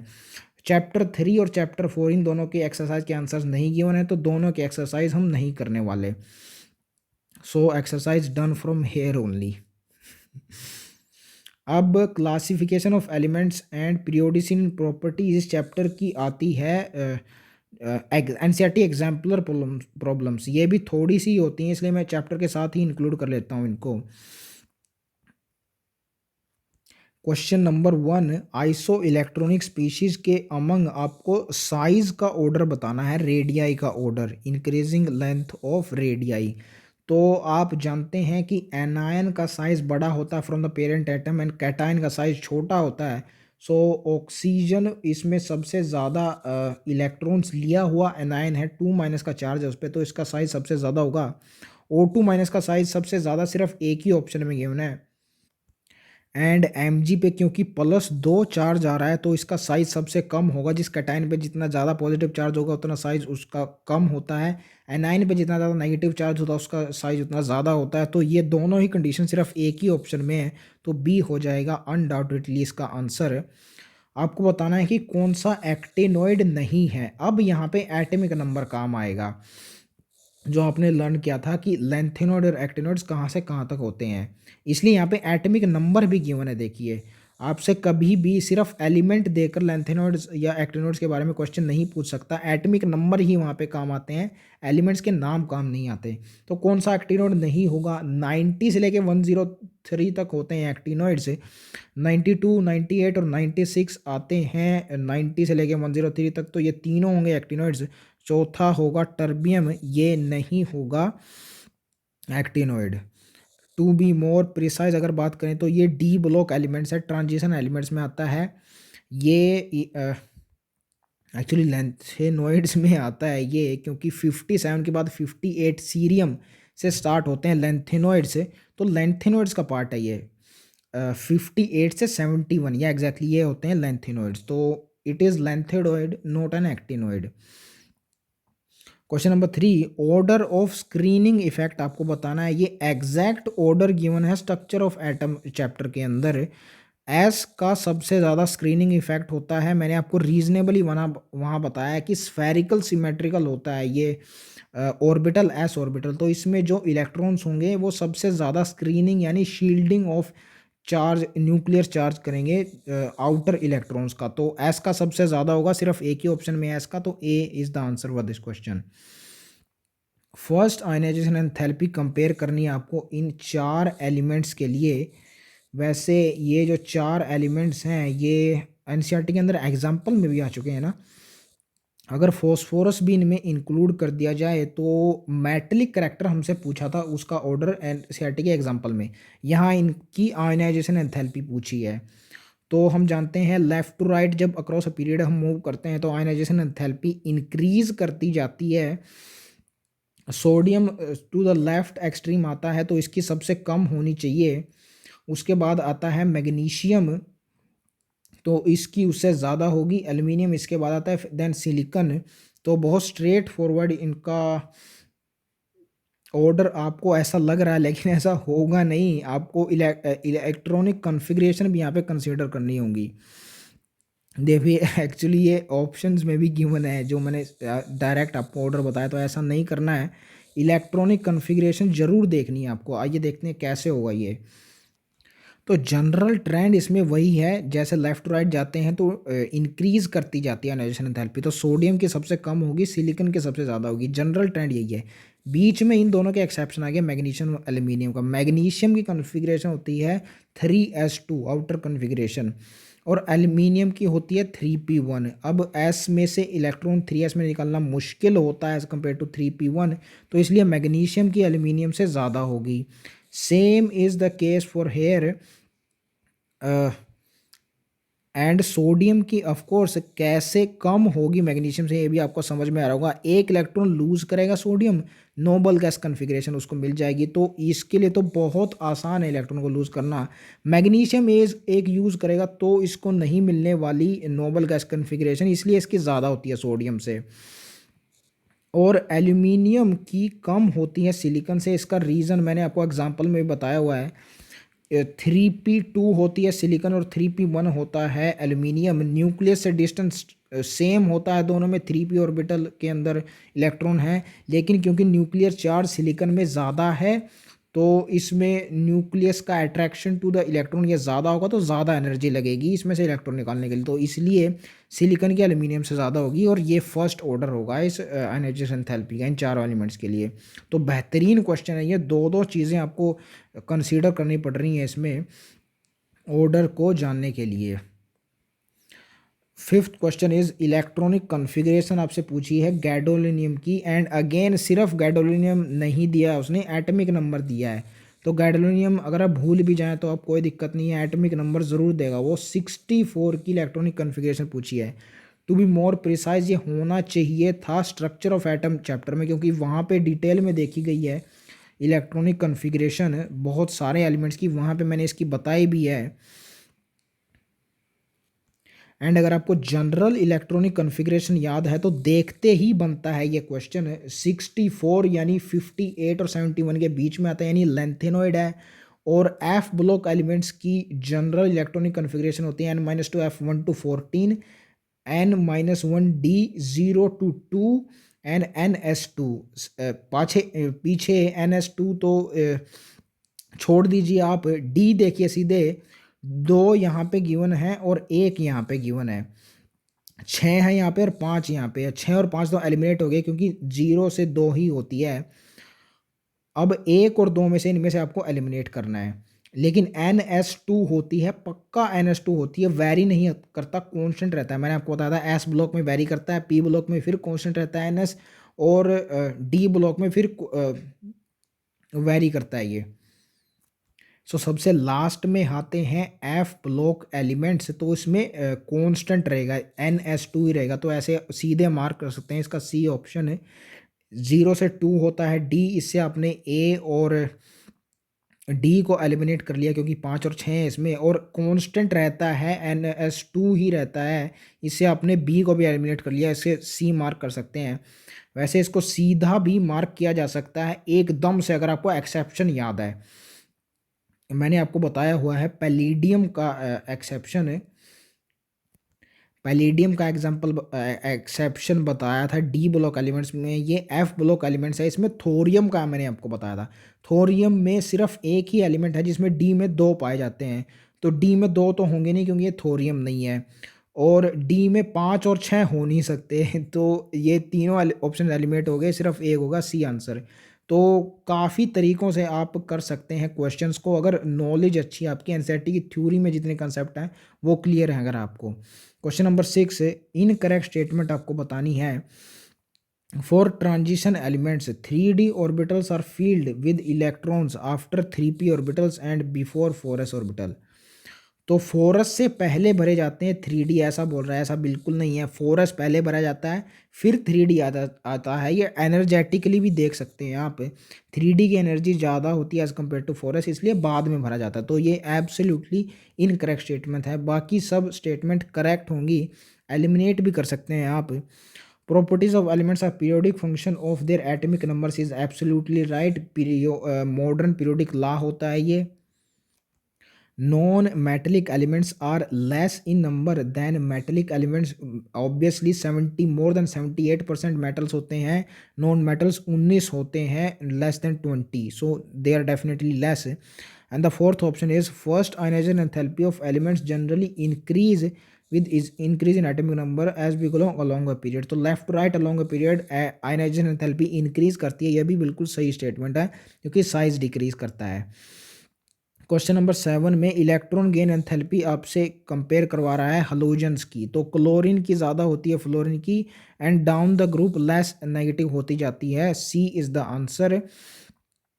एंड ध्यान रखिए इसमें एक्सेप्शन होता है इलेक्ट्रॉन गेन एंथैल्पी में ऑक्सीजन और फ्लोरीन का, सल्फर और क्लोरीन की इनसे ज़्यादा होती है। मैंने आपको ऑर्डर भी लर्न करवाया हुआ है इनका क्या होता है चारों का, क्लोरीन, फ्लोरीन, सल्फर और ऑक्सीजन का। Question number 8, periodic number is equal to maximum principal quantum number of element of the period. तो पीरियड नंबर वही होता है हाईएस्ट प्रिंसिपल क्वांटम नंबर, उसी को पीरियड नंबर बोला जाता है, सी इज़ द आंसर। इस चैप्टर में भी लाइन आती है और स्ट्रक्चर ऑफ एटम में भी ये लाइन आती है। Question number 9, elements in which electrons are progressive filled in 4f orbital are called lanthanoids. 4f में भरे जाते हैं, लेंथेनॉइड्स में 4f में भरे जाते हैं, एक्टिनॉइड्स में 5f में भरे जाते हैं। Question number 10, correct order size आपको बताना है, तो ये बहुत सिंपल है, किसी भी पेरेंट एटम का साइज कैटायन का साइज छोटा होता है उससे, और एनायन का साइज बड़ा होता है, सिर्फ यही बात इसमें पूछी गई है आपसे। Question number 11, the formation of O2 minus in gas phase is unfavourable even though O2 minus is iso electronic with neon. ये यहाँ पे बोल रहा है कि नोबल गैस कन्फिग्रेशन अचीव कर ले रहा है O2 माइनस, तब भी अनफेवरेबल क्यों होती है O2 माइनस की फॉर्मेशन, इसका रीज़न आपको यहाँ पे बताना है। तो इसका रीज़न थ्योरी में हम ऑलरेडी देख चुके हैं, बहुत ज़्यादा होती है इलेक्ट्रॉन गेन एंथैल्पी पॉजिटिव के अंदर इस O माइनस की, यहाँ पे भी गिवन है, और थ्योरी में से भी आप जानते हैं कि ऑक्सीजन बहुत छोटा होता है यार, एक ही जो ऑक्सीजन है उसी की इलेक्ट्रॉन गेन एंथैल्पी बहुत कम होती है, वही नहीं एक्सेप्ट करता, इंटर इलेक्ट्रॉन रिपल्जन के कारण सल्फर की उससे ज़्यादा होती है। दैट्स वाई यही रीज़न है इसमें, electron repulsion outweighs the stability gain by the noble gas configuration. तो इंटर इलेक्ट्रॉनिक रिपल्जन के कारण जो हमें इलेक्ट्रॉन गेन एंथैल्पी अप्लाई करनी पड़ती है यहाँ पे, वो बहुत ज़्यादा होती है पॉजिटिव में as compare to the energy released which is achieved when the oxygen attains the noble gas configuration. बहुत कम एनर्जी रिलीज होती है वहाँ पे, बहुत ज़्यादा अप्लाई करनी पड़ती है एनर्जी यहाँ पे, इसलिए ये फीजिबल नहीं होती है रिएक्शन। क्वेश्चन नंबर 12, ये पैराग्राफ आप पढ़ सकते हैं, मैंने क्योंकि थ्योरी पढ़ी हुई है चैप्टर की, सब कुछ मुझे आता है इसमें जो भी गिवन है। इसके पार्ट ए में मुझसे पूछा है कि एटमिक नंबर 57 किस ब्लॉक में बिलोंग करेगा, तो 57 लेंथेनम होता है, 58 से सीरियम से स्टार्ट हो जाते हैं लेंथेनॉइड से, तो डी ब्लॉक एलिमेंट्स यानी ट्रांजिशन एलिमेंट्स होगा लेंथेनम, इसके तुरंत बाद लेंथेनॉइड स्टार्ट हो जाते हैं, inner transition elements. Part B में पूछा है last element of P block in sixth period, उसकी आउटर मोस्ट इलेक्ट्रॉनिक कन्फिग्रेशन क्या होगी। तो in general P block element के किसी भी एलिमेंट की, पी ब्लॉक के किसी भी एलिमेंट की इलेक्ट्रॉनिक कन्फिग्रेशन होती है NS2 NP6। सिक्स्थ पीरियड है यहाँ पे, तो 6s2 6p6 हो गए। इसमें answer would be C for this question. एक ही ऑप्शन में ऐसी आउटर मोस्ट इलेक्ट्रॉनिक कन्फिग्रेशन दी हुई है, क्योंकि सिक्स्थ पीरियड है इसलिए 6 आ जाएगा एन की जगह। सी में पार्ट में आपसे पूछा है can not be accommodated in the present setup of the periodic table, कौन सा एटॉमिक नंबर नहीं एकोमोडेट किया जा सकता। तो 126 यहाँ पे गिवन है, क्योंकि प्रेजेंट फॉर्म में 118 एलिमेंट्स होते हैं, तो 126 एटॉमिक नंबर नहीं एकोमोडेट किया जा सकता। बाकी तीनों ऑप्शन 118 से कम हैं। पार्ट टी में आपसे पूछा है electronic configuration of an element which is just about the atomic number 43। तो 43 किसका होगा अब आप बता सकते हैं, क्योंकि मैंने आपको लर्न करवा दिया है। 36 होता है क्रिप्टन, उसके बाद आता है 37 एल्कली मेटल के अंदर रुबीडियम, फिर स्ट्रोंटियम आता है, हम देख चुके हैं 38, यट्रियम होता है 39, फिर 40 होता है यारी ज़रा जर्कोनियम, निभा नियोबियम होता है 41, 42 होता है मोलिब्डेनम, और 43 होता है टेक्नीशियम। तो टेक्नीशियम तक हम पहुंच गए। 43 टेक्नीशियम होता है, उसकी इलेक्ट्रॉनिक कन्फिग्रेशन आपसे पूछी है यहाँ पे, क्योंकि टेक्नीशियम मैग्नीज के तुरंत नीचे होता है, और मैग्नीज की कन्फिग्रेशन होता है 3d5, तो इसकी भी 3d5 होगी। तो ए आंसर मार्क कर सकते हैं आप। इलेक्ट्रॉन्स भी काउंट कर सकते हैं आप, इसमें 5 और 2 7 होंगे पीछे के आउटर मोस्ट ऑर्बिटल्स के अंदर।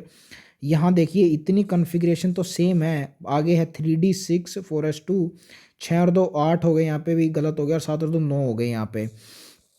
तो इलेक्ट्रॉन से भी हिसाब लगा सकते हैं, लेकिन वो बहुत लंबा मेथड होगा। आपको सीधे एलिमेंट्स की लोकेशन पता होनी चाहिए पीरियोडिक टेबल में।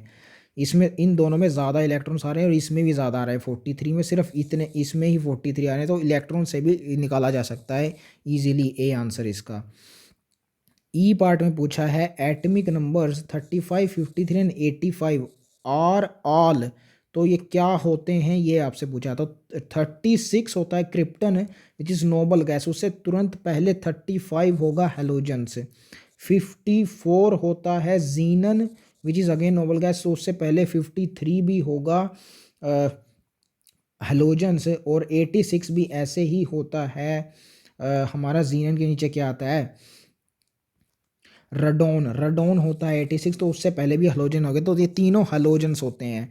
हमने नोबल गैसेस की पोजीशन के हिसाब से इस क्वेश्चन को कर लिया कि उससे पहले हलोजन्स पाए जाएंगे।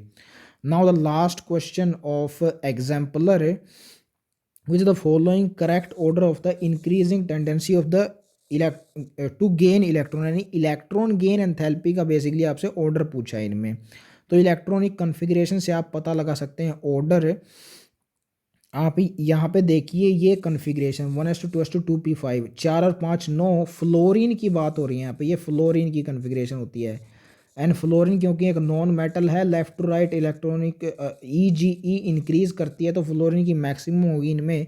तो डी की मैक्सिमम दो ऑप्शंस के अंदर है, तो सी और डी यहाँ से एलिमिनेट हो गए। अब डी के तुरंत बाद बी आएगा या सी आएगा, सिर्फ इतना आपको पता लगाना है। बी की कन्फिग्रेशन देखिए 2p4, ये ऑक्सीजन की कन्फिग्रेशन है, इससे तुरंत पहले आ रहा है फ्लोरीन से। और आप जानते हैं कि फ्लोरीन से पीछे होता है सल्फ़र, और सल्फ़र से पीछे ऑक्सीजन, तो फ्लोरीन के आसपास ही होती है इसकी, तो इसके तुरंत बाद आएगा बी। बी आना चाहिए ऑक्सीजन। अब सी है 3s1, 3s1 यानी एल्कली मेटल है ये, और एल्कली मेटल तो कितने इस लेफ्ट साइड पे आते हैं, लेफ्ट एक्सट्रीम पे, तो इनकी इलेक्ट्रॉन गेन एंथैल्पी लीस्ट होती है, तो इसकी तो लीस्ट होगी, तो सी इससे भी पहले आएगा। एंड इससे भी कम होगी, इवन पॉजिटिव में होगी इलेक्ट्रॉन गेन एंथैल्पी, इसकी भी पॉजिटिव में होती है, लेकिन एल्कली मेटल की भी पॉजिटिव में होती है, क्योंकि इलेक्ट्रॉन लूज़ करने की टेंडेंसी होती है उनकी, गेन करने की नहीं। लेकिन इनसे भी ज़्यादा पॉजिटिव होगी इसकी 1s2 2s2 2p6। 6 और 2 8 और 2 10, ये नियोन की कन्फिग्रेशन है, जो कि नोबल गैस होती है, तो इसकी सबसे यहाँ पे कम होनी चाहिए नेगेटिव में इलेक्ट्रॉन की एंथैल्पी, पॉजिटिव में ज़्यादा होती है इसकी। तो answer is A for this question. So this was all about this chapter, classification of elements and periodicity and properties. This is the longest lecture I have ever recorded for any chapter.